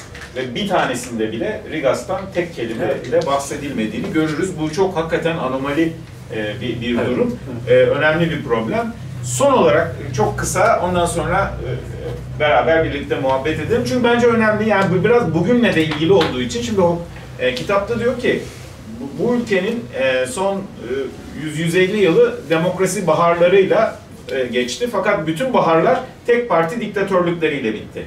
Örneğin İttihat Terakki Cemiyeti 1908-10 arasında bir demokrasi baharı yaşattı ama ardından hemen bir tek parti diktatörlüğüne dönüştü. CHP 1920-23 arasında bir demokrasi baharı vardı ama CHP demeyelim de Ankara hükümeti. Ankara hükümeti ve ardından 23'te bir tek parti diktatörlüğüne yöneldi. 50-54 arasında Demokrat Parti bir demokrasi baharı yaşattı ama ardından hemen bir tek parti diktatörlüğüne dönmeye çalıştı. Ve aynı şeyi bugün yaşıyoruz. AK Parti 2002-2012-13 arası bir demokrasi baharı, Avrupa Birliği süreci yaşattı ama yine bir tek parti diktatörlüğü kurmaya çalışıyor. Şimdi bu hastalıklı köklerin nedeniyle mi böyle oluyor? Yani ne zaman bu ülkede bir demokrasi baharı yaşansa 3-5 sene sonra bir tek parti diktatörlüğüyle karşılaşıyoruz. Ve bence orada ilginç bir şey söylüyorsunuz ama şimdi vaktimiz olmaz, tartışamayız. Diyorsunuz ki bundan önce yapılan bu demokrasi tek parti diktatörlüklerine karşı yapılan askeri darbelerde askeri darbelerin hepsi şunu amaçlıyordu. Biz bu darbeyi yaptık, demokrasiyi yoluna sokacağız ve sivillere teslim edeceğiz. Ve gerçekten de öyle oldu. Ama bugün AK Parti'nin yaptığı bir sivil darbe ve bunun sonu ne olur? Dolayısıyla da bu hasta kökler mi bu ülkede hep bir tek parti diktatörlüğüne girişi sağladı, geçişi sağladı? Ne diyorsun hocam? Şimdi birincisi yani bu soruyu sorunun cevabını ben ikinci kitapta uzun uzun tartışıyorum ama bu soru bir soru. Meşhur bir soru çünkü bu kitabın bir bölümü 200 yıllık bütün döneme bakıyor ve orada kuş bakışı bir yeni dönemlendirme önerisi var. Farklı farklı şekillerde yapılabilir bu. İktisadi tarihle, siyasi tarih boyutuyla anayasalcılık anlamında ben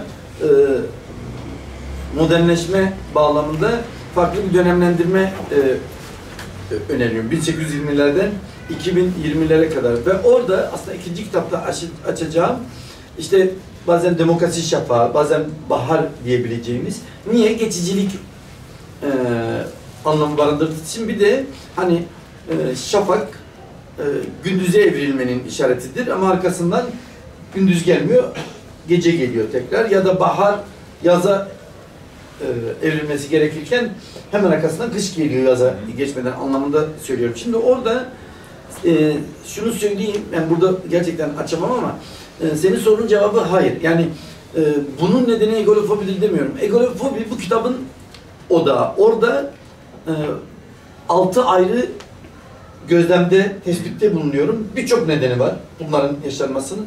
Ama bunların geri planında yatanın bu zihniyet meselesi olduğunu söylüyorum. Yani aslında mesela Ankara'da kurulan 1920 meclisiyle kurulan hükümetin bu arada kitap yayınlandıktan sonra fark ettim, yanlış anlaşılabilir. Ya bu toprakların gördüğü derken Cumhuriyeti de kastediyorum.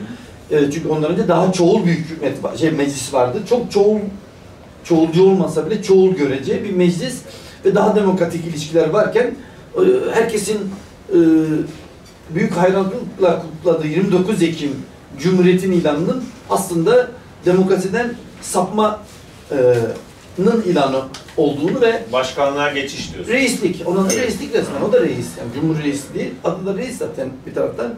Böyle bakmanın ancak şeyle mümkün olduğunu söylüyorum. Sadece egolofobiyle açıklayamayız, üstünlük kompleksiyle açıklayamayız. O zihniyet zaten öyle bir şey. Daha derinde olan bir şey. Bunun yol açtığı bazı sorunlar var. Onu o kitapta anlatacağım. Ama onda da genellikle var ya, her bir döneme yine kuş bakışı, yani makro düzeyde bakarak daha çok gözlemler ve izlenimler şeklinde. Ya bu niye böyle olmuşu evet, kendi içerisinde özgünlüklerinden çok ortak yönleriyle tartışmaya çalışıyorum. Bu inşallah o tamam, kitapta ortaya çıkıyor. Ben aslında soracaktım ikinci kitapta ne okuyacağız diye ama evet, sen biraz anlattın. Evet, evet. Valla ben birkaç sorum daha var ama yok, çok biraz bitirelim. Evet, tartışalım.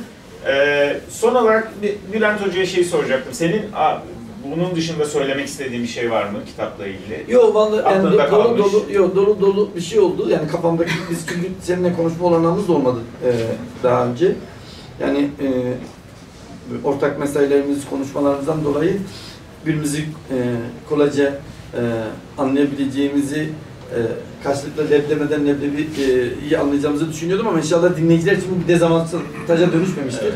Zaten hızlı konuşan, karışık konuşan, hece yutan bir insanın beni anladığını düşündüğüm biriyle konuşma inşallah arkadaşlara farklı yansımamıştır. Ama şunu en azından gerçekten yani bu şu anda bitse tartışmalara geçmezsek ben şu duyguya kapılmayacağım. Ya şu da vardı unuttum.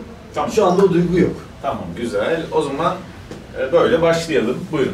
Hocam sorunuza cevap vermediniz anladığım kadarıyla. İkinci kitapta yazacağım. Hayır. Güncelde AK Parti diktatörlüğü nereye doğru evriliyor? O kıymetli bir soruydu. O ikinci kitapta hocam. O ikinci kitapta da konuşalım yine ama yani konumuz bu değil. Hani öngörüleriniz ne yani? Şu an biraz paylaşabilir miyiz? Hocam ben şunu söyleyeyim. Yani bu işlerin bir rejim var, muktedir var. O muktedir ne yapar diye tartışmıyorum. Tarihi bunları yapmıyor.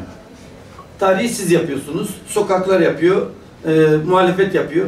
O sizin nasıl davranacağına, benim nasıl davranacağıma bağlı. Nereye evriltebiliriz? Ben bakın televizyon programına çıkmıyorum. Çıktığım zaman da günceli konuştuklarında ısrarla şunu söylüyorum. Ben futbol yorumu yapar gibi siyasette şeyle konuşmak istiyorum. Maçın sonu ne olur öyle değil. Ben şunu söyleyebilirim. Bu maçı almak için, bunun demokrasiye evrilmesi için, bu otoriterliğin totaliterliğe evrilmemesi için ne yapılması gerekir, ne yapılmaması gerekir. Bunu tartışırız ki o bambaşka yere götürür bizi. Ama bu evrilebileceği yerler bin bir çeşittir. Onlara bırakırsanız başka yere evrilirler. CHP'ye bırakırsanız başka yere evrilirler. Alevilere bırakırsanız başka bir yere. Kimse kimseyi bırakmadığına göre bütün aktörler bir anda çalışacaklar. Daha başarılı olan başka bir yere çekecek. Ben nereye çekilmelidir bunu söyleyebilirim. Bununla ilgili ne yapılmalıdır? İnşallah sormayacaksınız bu soruyu da. Bu bana anlamlı gelir ama hani ben rakı masasında bile bana gerçekten muhabbeti ne olur abi bunun yüksek siyasette ne oluyor? Evet bu benim işim değil. Başkaları yaptığı zaman da bu arada söyleyeyim yalan değil. Seviyorum dinliyorum da yani. Başkası yaptığı zaman ama o şey gibi yarınki Fenerbahçe Kayseri maçı ne olur konuşması gibi yani. Kayseri'li olarak diyorsun değil mi alırız diye. 78 kuşağından bir arkadaş bir şey söyleyecek. Muharrem Hocam, emekli öğretmen. Bu arada size teşekkür ediyorum. Tabii İsmail Beşik Vakfı'na da. Benim de kafamda birkaç soru vardı. Aslında ona cevap da buldunuz. Bu anlamda da teşekkür ederim. Şimdi Marx'ın nerede söylediğini bilmiyorum kaynak olarak ama 1840'larda Osmanlı İmparatorluğu ve Rusya'yı kaydığını biliyorsunuz. Korktum ha, yine şey geleceksin zaten. Alıntıya geleceksin. Tamam. Zaten Lenin ondan alıntı yapıyor. Eyvallah. Bir iman.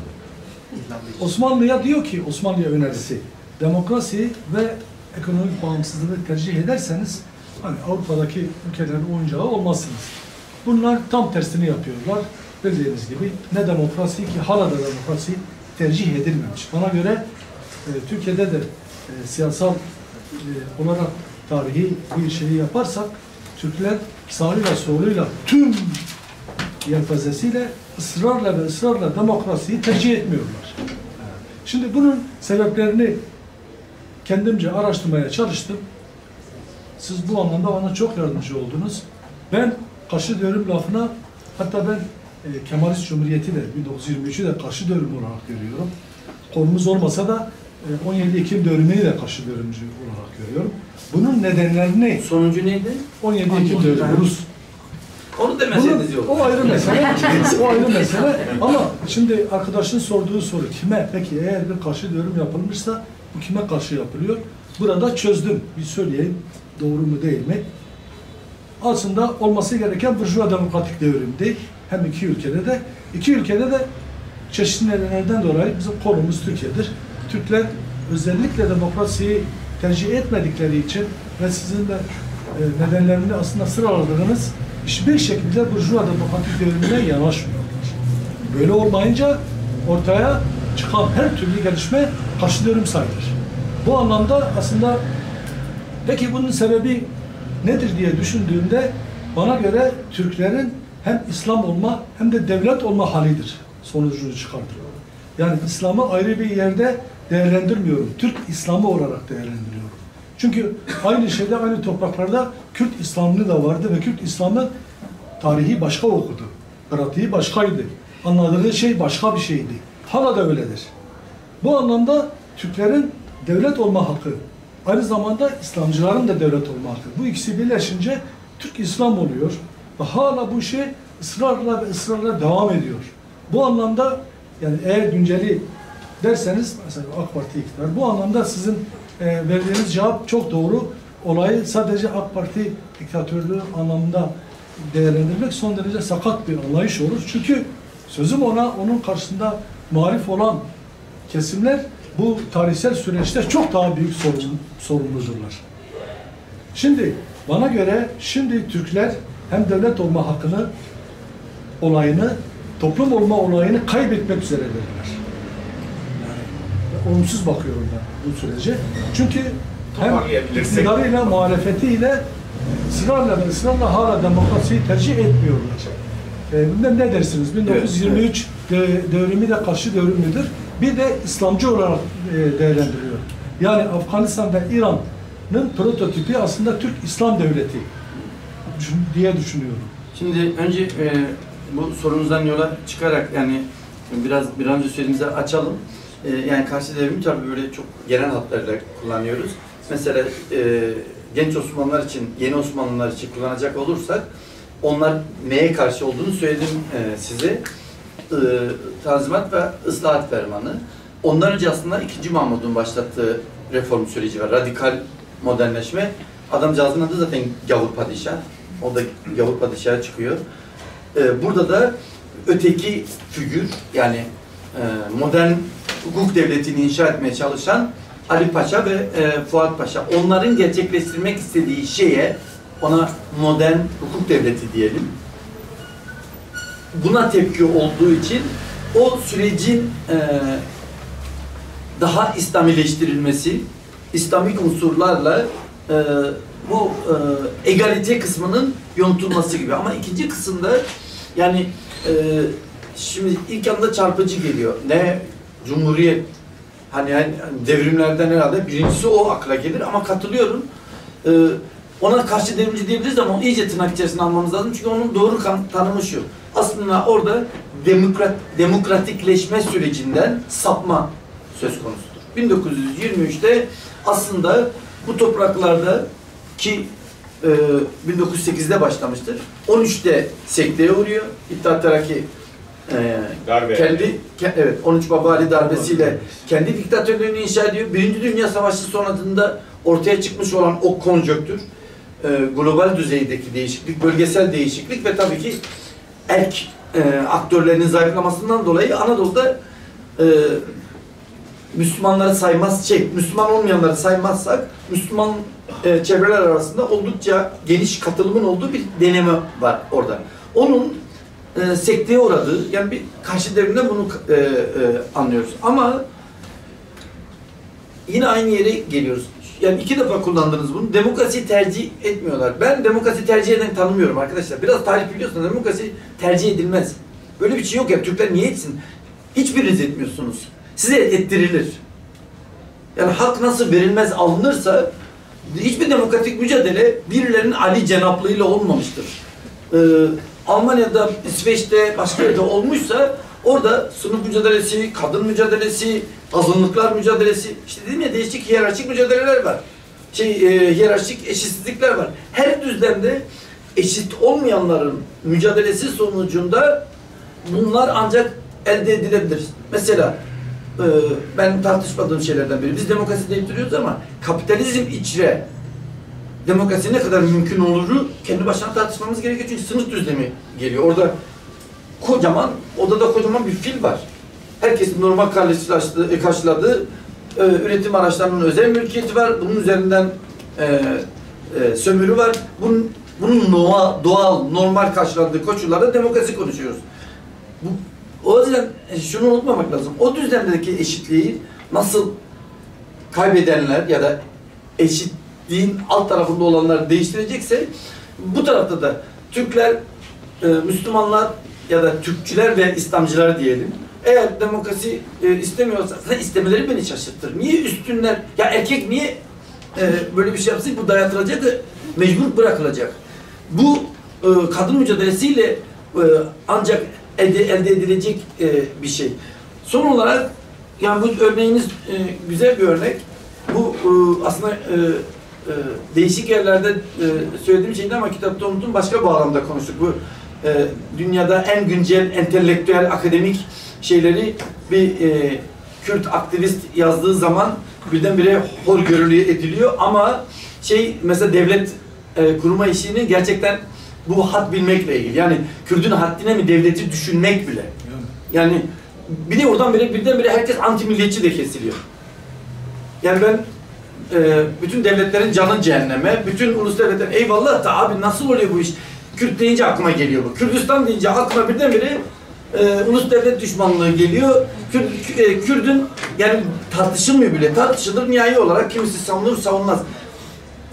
Çok derinlerde yani bunu belki de kanıtlamamız zor olabilir ama derinlerde bu psikolojik etkinin de olduğunu düşünüyorum. Bir Türkiye'de yaşayan bir çoğunluk solcusunun Kürtler söz konusu olduğu zaman, bir Kürt aydın ortaya çıktığı zaman mesela 68 kuşağı, 78 kuşağı ya bir dakika yani sosyalizm acaba biz sosyalist Kürdistan mı kursak dediğinde birdenbire internasyonalizm akla gelmesinin derinlerinde bu yatabilir diyorum ben.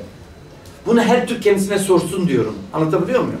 Her Sunni kendisine bir Alevi için bunu sorsun, her erkek kendisine kadınlarla ilgili sorsun, her şehirli bu da var yani şimdi Kürdistan diyoruz, Kürt diyoruz, onu konuşsak var ya yani Kürdistan'da dağlı ovalı eşitsizliğini görsek yani Gundi olgusunu tartışmaya başlasak burada al sana kas sistemi.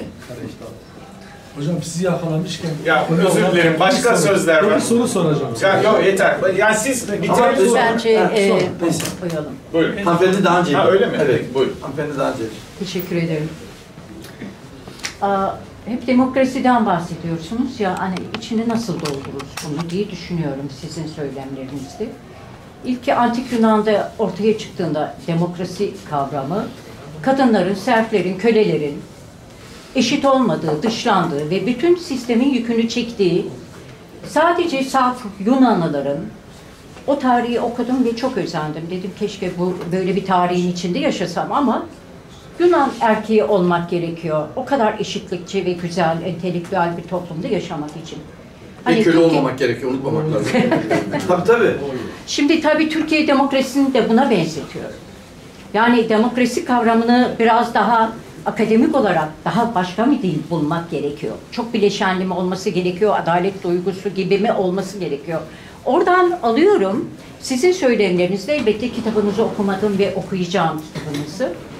2 tane sözünüz çok dikkatimi çekti benim. Bir tanesinde dediniz ki yani Kürtlere illaki milliyetçi mi olmalı gibi, milliyetçi mi? Kürtleri milliyetçi gibi kavruyorlar. Yanlış dil kullanmak istemiyorum. Kendisine Kürt deyince, Kürtlerle ilgili herhangi bir talepte bulunduğunda anında milliyetçilik damgası yiyor anlamında. Bunu ben öyleyse kendi düşünceme göre şöyle açıyorum. Bence tabii ki Kürtler milliyetçi olmalı. Benim yarım Türk. Ben yarı beyaz Türk olarak bunu söylüyorum. Yarı Gürcüyüm, yarı beyaz Türk'üm. İlla ki milliyetçilik, başka halkları karşısına alan bir milliyetçilik değildir. Kürtlerin milliyetçiliği, kendi ulus bilinçlerini, kendi Kürt kimliklerinin farkındalığıdır her şeyden önce. Bence Kürtler milliyetçi olmalı. Ben böyle düşünüyorum sizin karşıtınız olarak. Ama bir şey daha eklemek istiyorum. Uzun süredir yani belki 10 yıldır falan böyle bir onurlu barış. Barışın onuru nedir? Nasıl açabilirsiniz bunu? Yani demokrasinin asla uygulanamayacağı bu kadar hastalıklı bir toplumda, benim kendi Türk toplumumda bu evrim geçirilemez, bu süreç yaşanamaz.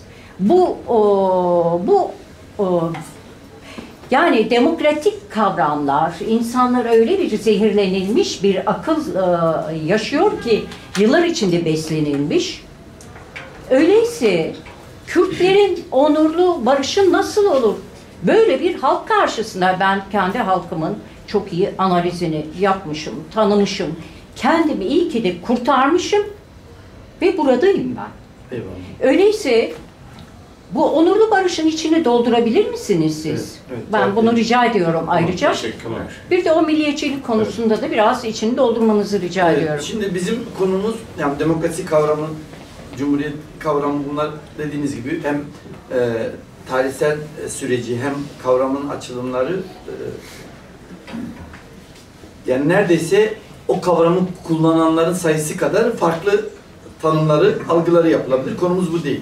Ama sizin bu öneriniz üzerinden tam da belki de derdimi iyi anlatırım diyorsunuz ya. Şimdi ben burada eşitlik konuşuyorum, denklik konuşuyorum. Kürtler milliyetçi olmalıdır. Olsun. Kürtler liberal olmalıdır. Kürtler feminist olmalıdır. Benim derdim şu. Olmalıdır. Arkadaşımız, sizin öneriniz o. Arkadaşımız milliyetçi olmalıdır. Benim yine derdim bu. Ona milliyetçi olmalıdır diyorsunuz. Bir başka birine bu hakkı veriyor musunuz? Ben şu anda bunu tartışıyorum şu anda. Yoksa katılırsınız. Birisi milliyetçi olur, birisi anti milliyetçi olur. Benim derdim bir topluluk milliyetçilik şeyle ortaya çıktığında bu niye? Ona çünkü şeye dikkat etmek lazım. Bölücülükten bahsetmiyorum. Ben ciddi şeyden bahsediyorum. Hak görmemekten bahsediyorum. Bu memlekette ulus devlet olursa o Türk'ün işi, milliyetçilik olursa Türk'ün işi ki şey de öyledir ya. O bir önce konuştuğumuz olay. Entelektüel, akademik, bilimsel yenilikler olacaksa işte Nobel ödülü alıyor. Türk almıştır onu. Önde gelen Yaşar Kemal almadı ama yani bizim Nobel'imizi alan biridir. Türk romancı olabiliyor. Onun Kürtlüğünü anlatamamızda mesela benim bu üstünlük kompleksinin, egolofobinin olduğuna inanıyorum derinlerde. Böyle bir şeyi oraya yani haddin mi senin Allah'ın Kürtü? Ya zaten en güzel şöyle söyleyebilirim oradan ikinci soruya geçeceğim. Ya zaten bu ülkede Kro diye bir kavram var. Şimdi Kro'nun açılımlarını düşünün. Duruma göre, kontekste göre değişir. İlkel, değil mi? Köylü, üçüncüsü kusura bakmayın ama Kürt ya. Şimdi bunun ilkelliğin, şimdi şalvarın mesela Kürt'le özdeşleştirilmesi. Anadolu komple şalvar giyiyordu. 60'lara kadar Ankara'dan 10 kilometre öteye çıkın, hepsi köylü, hepsi Kro güya. Ama bu eşleştirme tam da bu şeyle ilgili. Farklı düzlemlerdeki alt katmanların, kasların hepsini birden Kürtlere atfedilmesiyle ilgili bir şey. Şimdi ikinci kısım daha kolay cevabı benim için.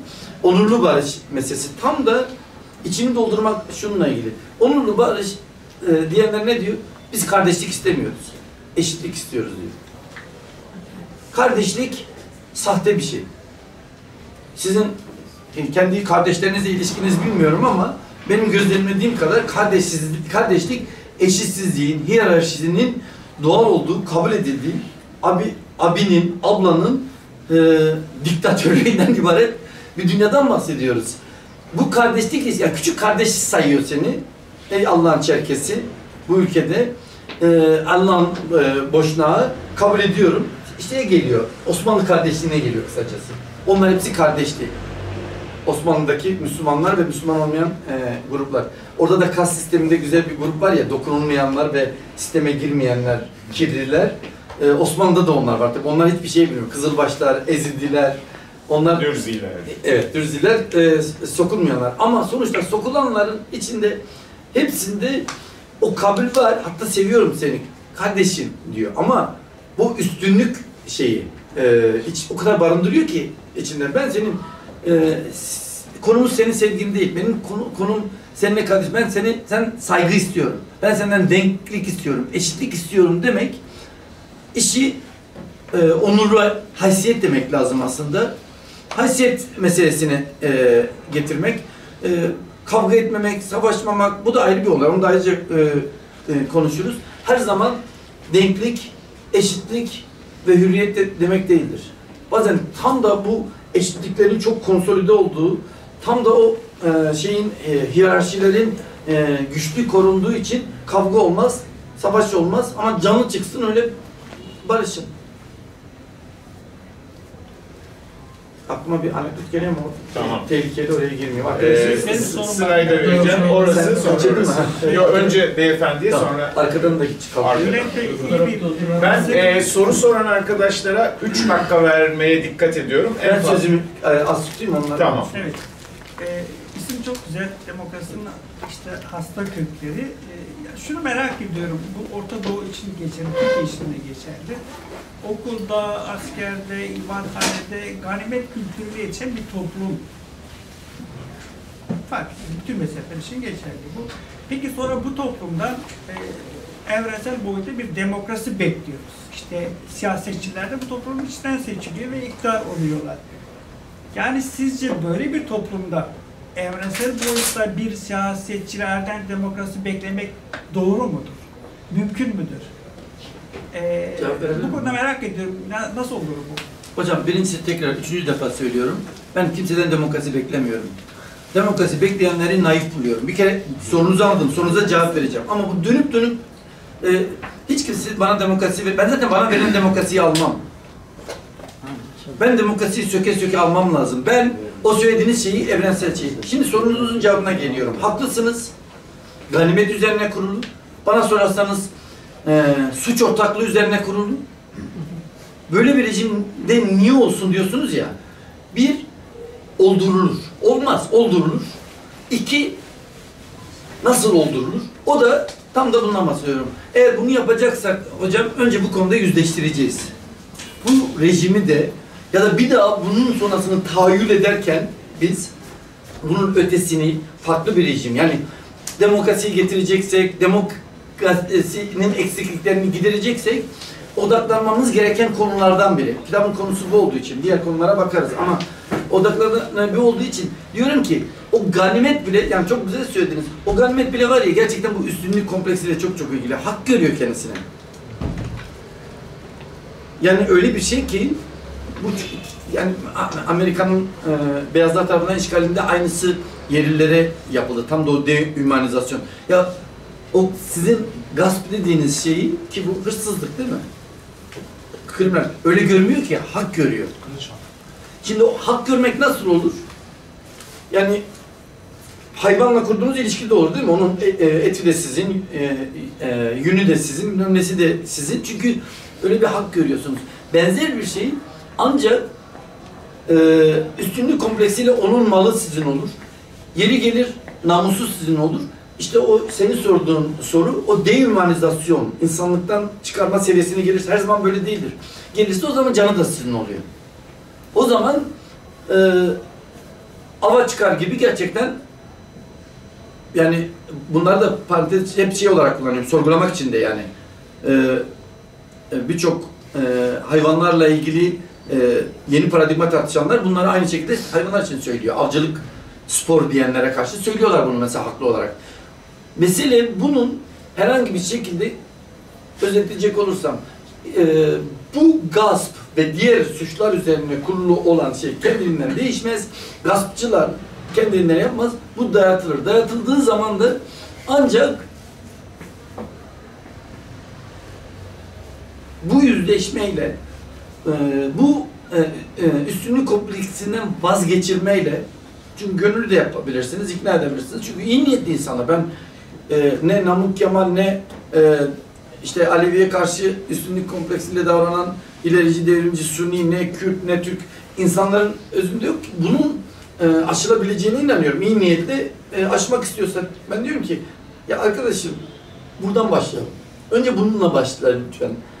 Bir sorgula bakalım. Sen kendin yakınırken sana karşı o kas sisteminde hiyerarşinin üstündekilerin sana yaptıklarından yakınırken onun mücadelesini ver. Sen de aşağıdakini aynısını yapıyor musun? Ya da sen oraya geçersen sen aynısını yapmayacak mısın? Anlatabildiğimi ümit ediyorum. Hocam Oradan sonra da geldiğiniz, sizi görmedim. Tamam. Beyefendiye verdikten sonra size döneceğim. geldiğiniz için teşekkür ederim. Size ve vakfa teşekkür ederim böyle bir organizasyon yaptığı için. Milliyetçilik duygusuna bahsettiniz. Ben iki soru değil aslında fikir beyan olacak. Biz 3 dakikanız var. Tamam 3 dakika var. Teşekkürler. Fazla. Biz Kürtler milliyetçi olmak zorundayız. Fakat bizim milliyetçilik duygularımız Almanların Nazileri gibi, Fransızların faşistleri ya da Türklerin Turancılık sistemi gibi değil. Başka ırkı kendinden aşağılık görecek bir fikir değil bizimki. Sadece yok sayılmış bir ırkı, biz buradayız, bize kabul edin anlamındadır bizim milliyetçilik duygumuz. Başka bir ırktan bir üstün olduğumuzu belirtmiyoruz hiçbir zaman. Bunu hiçbir Kürt de belli, yani yapmaz da bunu, düşünmez de. İkinci beyanım da şu, kas sistemi dediniz ya. Eğer bir Kürdistan kurulursa zaten kas sistemi de olacaktır. Bir devlet varsa o sistem olacak zaten. Ama ben o devleti neden istiyorum? Eğer beni bir polis vuracaksa, buradan Kürdistan polisi beni vursun. Ben aç kalacaksam da bana Kürdistan'ın içinde aç kalayım. Yani kas sistemi olmak zorundadır. Onu da söyleyeyim, üçüncü şeyin de şu, süren daha vardı ama. Kro kelimesi dediniz ya, kro. Değil mi? Kro Kürtçe biliyor musunuz hocam? Kro Kürtçe'de çocuk demek. Oradan gelmediğini biliyoruz zaten. Oradan gelmiyor. Hocam Allah'ın Türk'ü ne bilsin, Kro'yu ne bilsin, çocuğu yapmayın. Aşağılayıcı bir şekilde kullanırsa yapılıyor. Ben Kürt anlamında kullanıyorlar, Türkler kullanıyorlar. Kürt kullanmıyor ki, Türk'ten bahsediyor. Tamam ben kendim bir şey söyleyeyim. Ben de bunu yaşadım, sizin bahsettiğiniz buna birebir aynısını Ordu Fas'ta yaşadım hocam. Bahçenin sahibi kuzenime dedi ki ya Kro dedi o dalga geçer gibi ötekileştirici bir tavırla. Kro dedi bırak onu at o tarafa dedi. Ama ben tam tepki verecekken babam döndü. Kro dedi biz çocuk demek. Ama sizin kavga etmenizi istememiştim. Yani hocam bu bilinen bir şey. Yani zaten mantık olarak da Allah'ın Türk'ü, keşke Türkler o kadar Kürtçe öğrense, bir tane Kro'yu bilse. Yani bir de şeyi de biliyoruz yani herhangi birine Kro demiyor. Aksanı olana söylüyor, tipine bakıyor. Yani Ege'nin köylüsüne de söylemiyor. Ya bu çok bariz bir şey. Ha şunu söyleyeyim. Yaparken bunu bilmiyor. Birçok insan kerizler gibi neyse küfür etmeyelim burada. Onun gibi kullanıyor. Bir etnisiteyle ilişkilendirmiyor. Farkında değil. Ama kaynağının bu olduğu biraz yaşla da ilgili bir şey. Biliyoruz böyle kullanılıyor bu. Ama konumuz o da değil zaten. Sizin söylediğiniz şeyle ilgili. Siz de fikir beyan ettiniz. Ben fikir beyanla ilgili şunu söyleyeyim hocam. O sizin bileceğiniz iş. Tabii ki milliyetçi olabilirsiniz. Tabii ki başka şey de olabilirsiniz. Milliyetçiliğe karşı çıkabilirsiniz. Beni tekrar ve tekrar söylüyorum. Bugünkü konumuz açısından önemli olan bu. Bunun herhangi bir Türk kadar sizin hakkınız olduğu, sadece sizde değil. Yani Kürdistan'daki Çerkesler Çerkesistan kurma hakkına sahip olmalı. Siz ona sahipseniz. Almanya'daki, orada Kuru demiyorlar, Kanaka diyorlar burada aynı anlamda. İlkellik Türklere söylüyorlar. Onların hak mücadelesi de ona hak görmelisiniz. Yani şey yapıyor ya, büyük günümüz reisi Almanya'ya gidip de Türk haklarının şeyi karşısında asimilasyon, insanlık suçudur dedi. Yani onu dinlediğiniz zaman diyorsunuz ki budur ya, demokrasi budur, eşitlik budur diyorsunuz. Buraya geliyor. Onu diyorum ben, benim işim tutarlılıkla ilgili tekrar söylüyorum. Ben bunu tartışmıyorum mesela. Bir şeyh tarikatında o ilişki ne kadar demokratik. Adam onu zaten iddia etmiyor ki. Ben Hitler'e gidip demokrasi tartışması yapmıyorum. Adam açık açık söylemiş zaten. Yani başlarım sizin demokrasinizi demiş, çöpe atmış. Benim tartıştığım şu, kendisine demokratım diyenlerin bu demokrasinin içerisinde önemli yer tutan, tamamı o değil, eşitlik. Eşitlik de nedir? Hani açılmayan bunlar ama bu şu demektir. Karar süreçlerinde eşit söz hakkına sahip olmaktır. Başka bir şey değil. O yüzden denklik diyorum. Birbirimizden çok farklıyız ama herhangi bir konuda bu da niteliksel bir olaydır. O da ayrı da sayıya göre değildir. Yani burada şimdi biz kadınlarla ilgili herhangi bir şey konuştuğumuzda ikimizin sözü kadınlar kadar olacak hali değil mi? Yani Kürtaj konuşuyorsak çıkıyor. Bir oy benim, bir oy senin yok. Niteliksel olarak onun oy hakkı. Şurada Kürtler ne istiyor diye konuşsak orada herhalde 5 Türk konuşsun, 5 Kürt konuşsun da olmaz. Niteliksel olarak ben bir Kürt'ü bir öne alırım. Pozitif diskriminasyon uygularım. Hele bir anlat biraz senin derdin ne diye.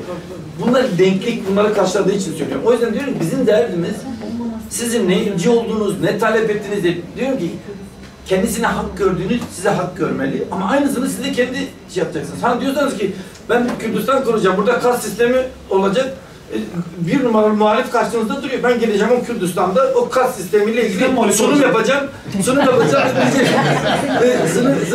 diyeceğim ki al başına açalım bu kas sistemi diyeceğim. Peki. Buraya çok söz isteyen var. Hızlı olursak seviniriz. İkinci olarak da buraya döneceğim. Beyefendi önce değil mi? Yok, önce beyefendiydi, sonra beyefendi. Ustalar söylemiş, ezilen ulusun milliyetçiliği ileri nitelik taşır diye. Yani aha, bu da geldi yani. Bugün bu eksikti hocam. Yani o eksikti. Yani sadece bizim Türkiye'de değil bu. Yani sadece Kürdistan'a yönelik değil. Dünyanın her yerinde ezilen uluslar için söylenmiş bir laf. Ben biraz alt düzeyli bir soru soracağım. Sentetik tarihi anlayamadım. Yani bilmiyorum daha doğrusu. Onu soruyorum. Hocam pardon bitti zannettim. Buyurun. Yok. Devamında Alişan Bey şey söyledi. Yani 1920 ile 23 arası bir sohbet geçti. Ondan önce de Osmanlı tarihi talancı ve katliamcı bir tarihtir. Yani siz mi diyorsunuz da Alişan Hoca mı söylüyor? Alişan Hoca 20-23 için bir şey söyledi, onu söyleyeceğim. Ben çünkü hayatta Osmanlı seven biridir, hayatta talancı, katliamcı demez. Yani yok, söylemediniz. Pardon, ben söylüyorum. Ha, tamam, ben söylüyorum. Tamam. Adam başını böyle sokmayın. Osmanlı'nın tarihi, talancı ve katliamcı bir tarih. Yani orada demokrasi falan zaten kırıntısı olmaz. 20 ile 23 arasını siz söylediniz. Ya işte demokrasi dönemi diye geçti. Ben de bir Koçgirliyim mesela. 1921'de Koçgiri katliamı oldu. Yani neresi Kemalizm, yani Kemalizmin neresi demokrasinin D'sinde geçebilir? 18'de Ermeni katliamı oldu. Aynı kadrolar geldi, Türkiye Cumhuriyeti'ni kurdu. Farklı bir kadrolar gelmedi ki. Yani bu kadar. Daha çok fikir beyanı. Hocam şöyle söyleyeyim, teşekkürler soru için. O böyle çok alengirli bir kavram değil. Sentetiği bildiğiniz anlamda kullan. Yani bütüncül sentetik diyorum. Farklı düzlemlerden bahsettik ya. Bunların sentezinden oluşan bir tarih yazımından bahsediyorum. Bu odaklanmanın bizi diğer boyutlarla ilgili körleştirilmemesinden bahsediyorum. Yani ben dediğim gibi biraz önce, mesela ben burada şimdi kolektif kimliklerden bahsediyorum. İnanç ve etnisiteleri üzerine. Ama vaka konuştuğumuz anda Kürdün adını Ahmet olarak koyduğumuz anda ben pat diye erkeklik giriyor işin içerisine. Ha, Ahmet Diyarbakır'da, Ahmet'in merkezinde 19. yüzyılda yaşıyor. Sınıf girdi. Şey girdi. Sentetik dediğim şey o bütüncül yaklaşım olmalı anlamda. Yoksa yani tarih yazımında bir kavram olarak kullanmıyorum. Şey konusunda da yani ben şeyi anlatmaya çalışmıştım. 20 ile 23 arasında bir meclis var biliyorsunuz. Birinci meclis diyoruz biz ona. Evet. Bu birinci meclis belki de Türkiye tarihinin en katılımcı diyelim. Yani demokratik demek belki mümkün değil ama en katılımcı. Yani Cumhuriyet tarihi. Cumhuriyet tarihi. Ankara. Evet. Biraz onu kastetmek için söyledim. Ben de koç gibiliyim. Şimdi rezil oldum. Evet. Buyurun lütfen. Şimdi Sayın Hocam aynı mı düşünüyor bilmiyorum ama siz askerler ilk sorunu çözmek için geliyor, çözüyor ve sivilleri bırakıyor. Yok, şöyle şu Onu, iddiayla, onu söyledim ben bu arada. şu iddiayla yani Ama ben orada soruyorum. Tam orada soracağım. Askerler hangi sorunu çözmüş? Tamam. Zor Peki. sorular. Devir işini sivile evet şeklen öyle. Ama sivile mi vermişler? Mesela sivile verdilerse neden Milli Güvenlik Kurulu hala sürüyor? Milli Güvenlik Kurulu her şeyi, kararını verilen bir yer. Orada da askerler var yani. Ağırlıklı olarak falan. Bir de hocam bu tartışıldı ama bu milliyetçiliğin iyisine rastladık mı bir yerde? Hani öyle değil. Ya şu tehlikeli sulardan uzaklaşalım diyoruz, getirin oraya sokuyorsunuz ya. Şimdi şöyle söyleyeyim hocam, o birinci kısım yanlış anlaşılma, biz kendimizi yanlış ifade etme üzerine kurulu. O ikinci kitapta gelecek. Şunu söylemek istiyorum, hani bu siviller asker karşıtlığı, ordu karşıtlığı üzerinden kendi demokratlığını açıklıyorlar ya, sanki bu yeterliymiş gibi. Diyorum ki, ya ona bakarsanız her darbeci de en kısa zamanda demokrasiyi rayına sokacağım. Hatta şey diyor asker, demokrasiyi beceremediler, ya rayına sokacağız, yeniden teslim edeceğiz diyor. Yani bununla söylemle sınırlı olamaz anlamda söylüyorum. Onlar bunu yaptılar değil. Ama en azından eğer buysa, yani bu iş retorikle oluyorsa o retoriği darbeciler de kullandı. Yani memlekette demokrasi karşıtı yok diyorum, kısaca demokrasi de yok. Nasıl oluyor anlamıyorum. Herkes herkes demokrat. Herkes demokrat, herkes radikal demokrat ama memlekette demokrasi yok. Yani asker de yani asker gelse keşke dese Allah belasını versin, demokrasi yanlıştır. İlelebet kapatıyorum meclisi falan da demiyor. İlk geldiği şey o da demokrat, bu da demokrat. Ya bırak, niye gelmiyor bu demokrasi diyorsun yani. Buyurun. Hocam, egelofobinin aşılmasını kaybedeni yok dedi. Yani yanlış mı? Bir daha söylerseniz. Egelofobinin aşılmasını kaybedeni olmaz diyorsun. Evet. Yani ben sizin gibi düşünmüyorum. Şimdi Türkiye'de mesela diyelim ki Türkiye ölçeğinde düşünürsek egelofobinin aşılmasında Kürtler ve diğer unsurların denkliği Türklerin bazı kayıplarını getirmeyecek mi? Hocam kayıplarını getirmeyeceği gibi konuşalım. Bu güzel bir şey çünkü benim zorlandığım bir şeydi. Ta yani 2-3 yıl önceden beri. Çan Kulesi minareden yüksek olmayacak mesela böyle bir şey. Bir daha söyleyeyim. Çan Kuleleri minareden yüksek olmayacak. Hocam çok güzel. Bir, yani çünkü birincisi Türkler, Kürtler daha modern dönemle ilgili Osmanlı'da, yani bilmeyenler bilsin diye, o kardeş Osmanlı'da yıkılan kilisenin yapıldığında kilisenin cami kadar görkemli, büyük olmaması gibi şeylerden açık açık eşitsizliğin kayda geçmiş hallerinden bahsediyoruz. Şimdi kaybeden olmadığı gibi kazanan olacak. Bence o Müslüman diğer düzlemlerdeki bütün o eşitsizliği, yani Osmanlı despotizmini yok etme istiyorsa, yıkmak istiyorsa tam da bununla başlamalı. Bu olduğu sürece, çünkü unutmamak lazım hocam, aslında şöyle bir dünya yok. Müslümanların Hristiyanlar üzerinden baskısından, üstünlüğünden bahsedebiliriz ama Müslümanların diye bir şey yok çünkü bu sefer de onlar arasında başka alanlarda, sınıfsal, toplumsal cinsiyet, o konuştuğumuz şeyler söylüyoruz ya. Herhangi bir toprak parçası üzerinde paylaşıldığında birine daha az, birine daha çok düşmeyen, ki bu sınıfsal düzlemde açıkça böyledir. Herhangi bir durumda ben diyorum ki Türkler, sorunuza direkt cevap, Türkler şu anda Kürtlere aşsalar bu egolofobiyi ve Kürtlere nihayet denk olarak baksalar, ben bir şey kaybetmeyi boş verin, Türklerin asıl o zaman mutlu olacaklarına, huzurlu olacaklarına ve kendi diğer meseleleri de daha rahat çözebileceklerine inanıyorum. Bunu açarız, konuşuruz. Burada ben yine aynı yere geleceğim. Bu toplumsal cinsiyette çok aklıma açan bir şey. Kadın erkek eşitliğinde de böyle. Erkekler, bu çok derindir. Erkeklerin denklik fobisi. Yani hiç ummadığınız insanlarda ne eğitimleri ilgilidir, ne devrimcilikle, ne ilacılıkla. Her erkeğin içerisinde bunu görüyoruz. Yani binlerce yıllık bir şeyden bahsediyoruz. Kadınla denkliğin ya da bir geyle, herhangi bir lezbiyenle cinsel tercihini yapmış herhangi birini denk görmek, onu da sizin kadar hak sahibi görmenin hiçbir erkeğe zararı olacağını düşünmüyorum. Tam tersine yani hem kendi içinde hem karşılıklı ilişkilerde o zaman gerçek toplumsallık inşa edilecek. O ve illa da aynı ulus devlet içerisinde olması bile şart değil. Şimdi diğeri daha güzel bir şey, örnek anlamda söylüyorum. Yani Allah'ın Müslümanı, yani zaten hastalıklı bir şey. Senin minarenin yüksekliği sana dert, tamam. Başkasının kilisesinin seninkinden yüksek olmasının getirdiği şey, bana sorarsanız İslam karşıtlığı bu.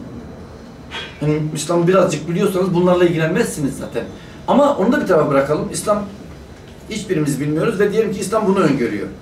Çünkü böyle öngören versiyonlar da var biliyorsunuz. Başından böyle tanımlıyor. Ama geri döndünüz. Bütün camiler aynı mı? Geleceğiz oradaki şeylere, hangi tarikat, hangi mezhep, o denklik olayı bir başkasındaki eşitsizliğin kabulü bu tarafta az önce söylediğim gibi başka düzlemlerde yansımaya başlayacak. Zaten biz çok fazla genelleştirdiğimiz için şimdi Müslümanlar ve bir de en bariz olan o ya, onu konuşuyoruz. Mesela şey çok çarpıcı, 19. yüzyılda işler karıştığı için bir Gregorian Ermeni ile Rum Ermeni, yani Hristiyanla Rum Ortodoks Kilisesi'ne bağlı olan Hristiyan arasındaki o ast-üst ilişkisi de çok ilginç. O kendisini daha buranın sahibi görüyor. Komple bunların aşılması için bu egofobik ilişki biçiminin ortadan kalkmasının sağlıklı olacağını ve herkese iyi geleceğini düşünüyorum. Tersini hiç görmüyorum. Zararlı, yani siz de bana söyleyemezsiniz. Şu olurdu mesela, tekrar söylüyorum. Öyle bir şey olurdu ki tersinden olabilirdi. Şöyle mesela bazen öyle eşitlikçilikler var ya, bu güzel bir, yani sizinle beraber zihnim açılıyor aslında. Şöyle bir eşitlik anlayışı olabilirdi gerçekten. Eşit olmak zorundasın. O kilisenin şeyi kadar yap. Minareni kısalt, şeyini küçült. Bunun üzerinden, küçük üzerinden, az olandan eşitlik olursa kaybedersiniz. Dersiniz ki senin yüzünden ben de camiden oldum. Başka şey. Özellikle Barış Türk Sözleşmesi'nde çok geçiyor. Yani Türk olmaktan, Sünni olmaktan kaynaklı avantajlar var. Şimdi ben bir Türk ve Sünni olarak bu avantajımı kaybetmek, Türktüm bu ayrı bir şey yani. Bu avantajı kaybetmek istemem yani. Çok güzel hocam. Bu gerçekten çok diyaloğa dönüşüyor ama tam da bunu söylüyorum. Ben bunun tam tersini iddia ediyorum. Haklısınız, kaybetmek istemezsiniz. Ama bunun var ya, irrasyonel olduğunu söylüyorum. O yüzden şöyle düşünün hocam. Mesela bir avantaj yaşadığım için. Dersimden yola çıkıp geliyorum. 10'lu yaşlarındayım. Durmadan çevirilerdi ya 80'ler. Bir bakıyor, Tunceli görünüyor. Tavrı değişiyor, şeyi değişiyor. Sizin atıyorum işte Ege'de bir yer görünüyor. Her halinizde Türksünüz. Ben Urfalıyım, Türk onu söyleyeyim de. Yok, mesela canım. Mesela benim öğrencilerde de bu oyunu oynayamayanlar var. Ya Alişan, sen Türk oğlu Türksün mesela. Hayır.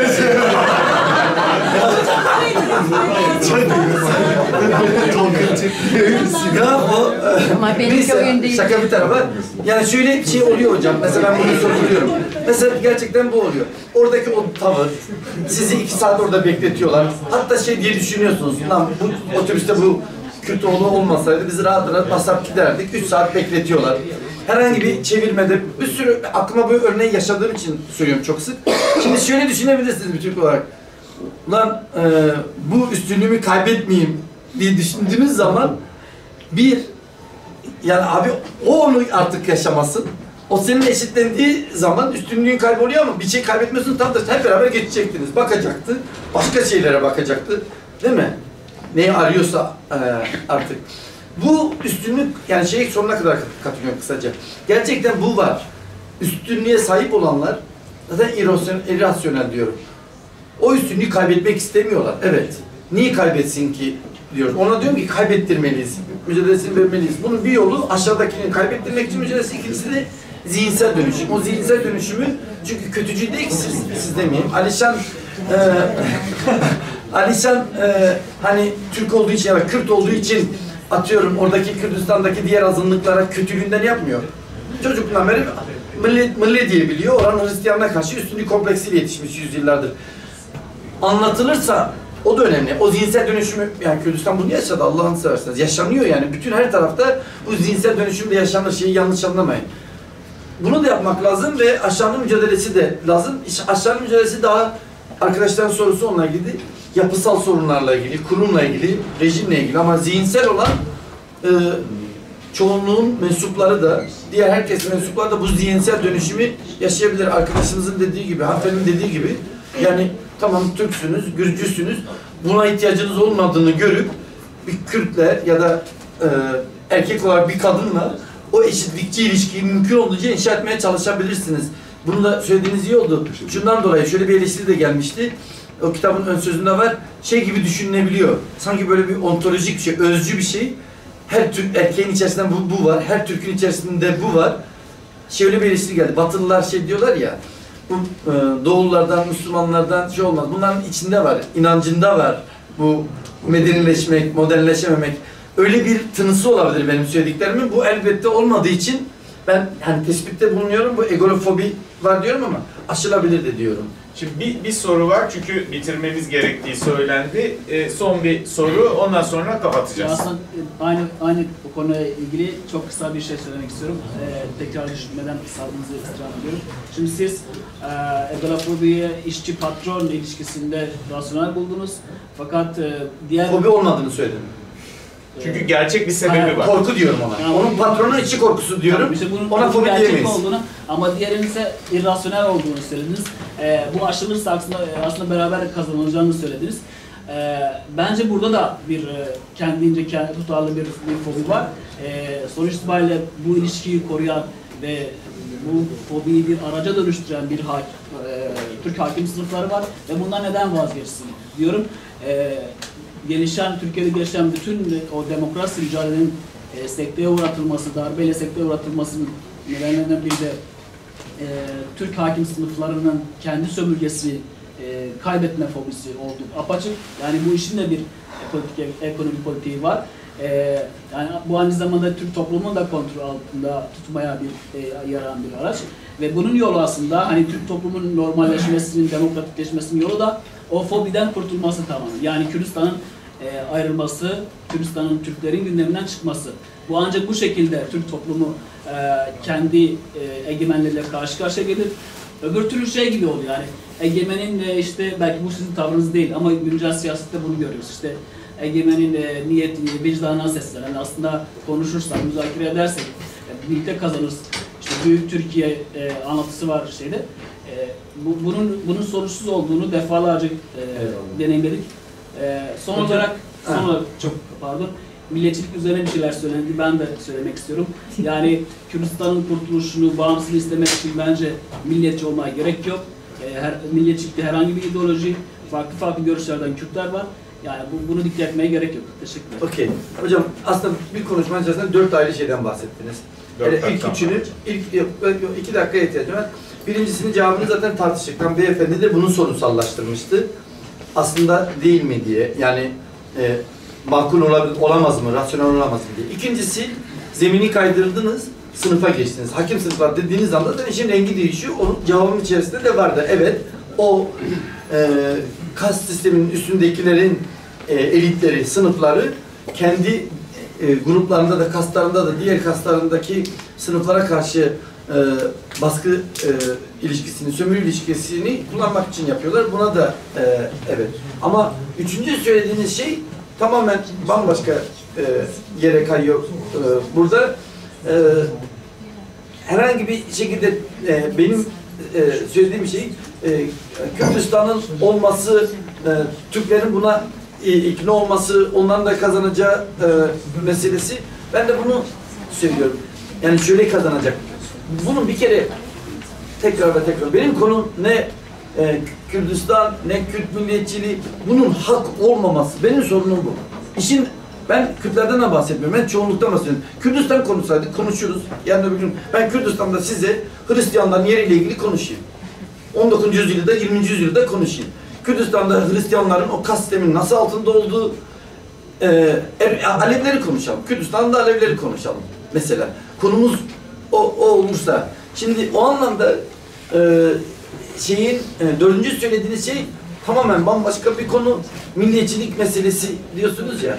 Herkes farklı düşünebilir, edebilir. Bunu da başka bir yerde konuşabiliriz. Hayırlı bir şey midir? Ezen ulus milliyetçiliği, ezilen ulus milliyetçiliği ayrımı kategorik ayrım mıdır? biri şöven olmadığı için daha kabul edilebilir midir? Bunlar bizim ayrı konularımız. Ama benim söylediğim şu, arkadaşım çoğunu için diyorum. Buna böyle diyorsan tutarlılık bekliyorum. O tutarlılığı göstermemeyi de etik bir sorun olarak görmüyorum. Güç ilişkisi olarak görüyorum. Öyle bir lüksü olduğu için bunu yapıyor diyorum. Nasıl suikastı görmeme lüksü varsa çoğunluğun, nasıl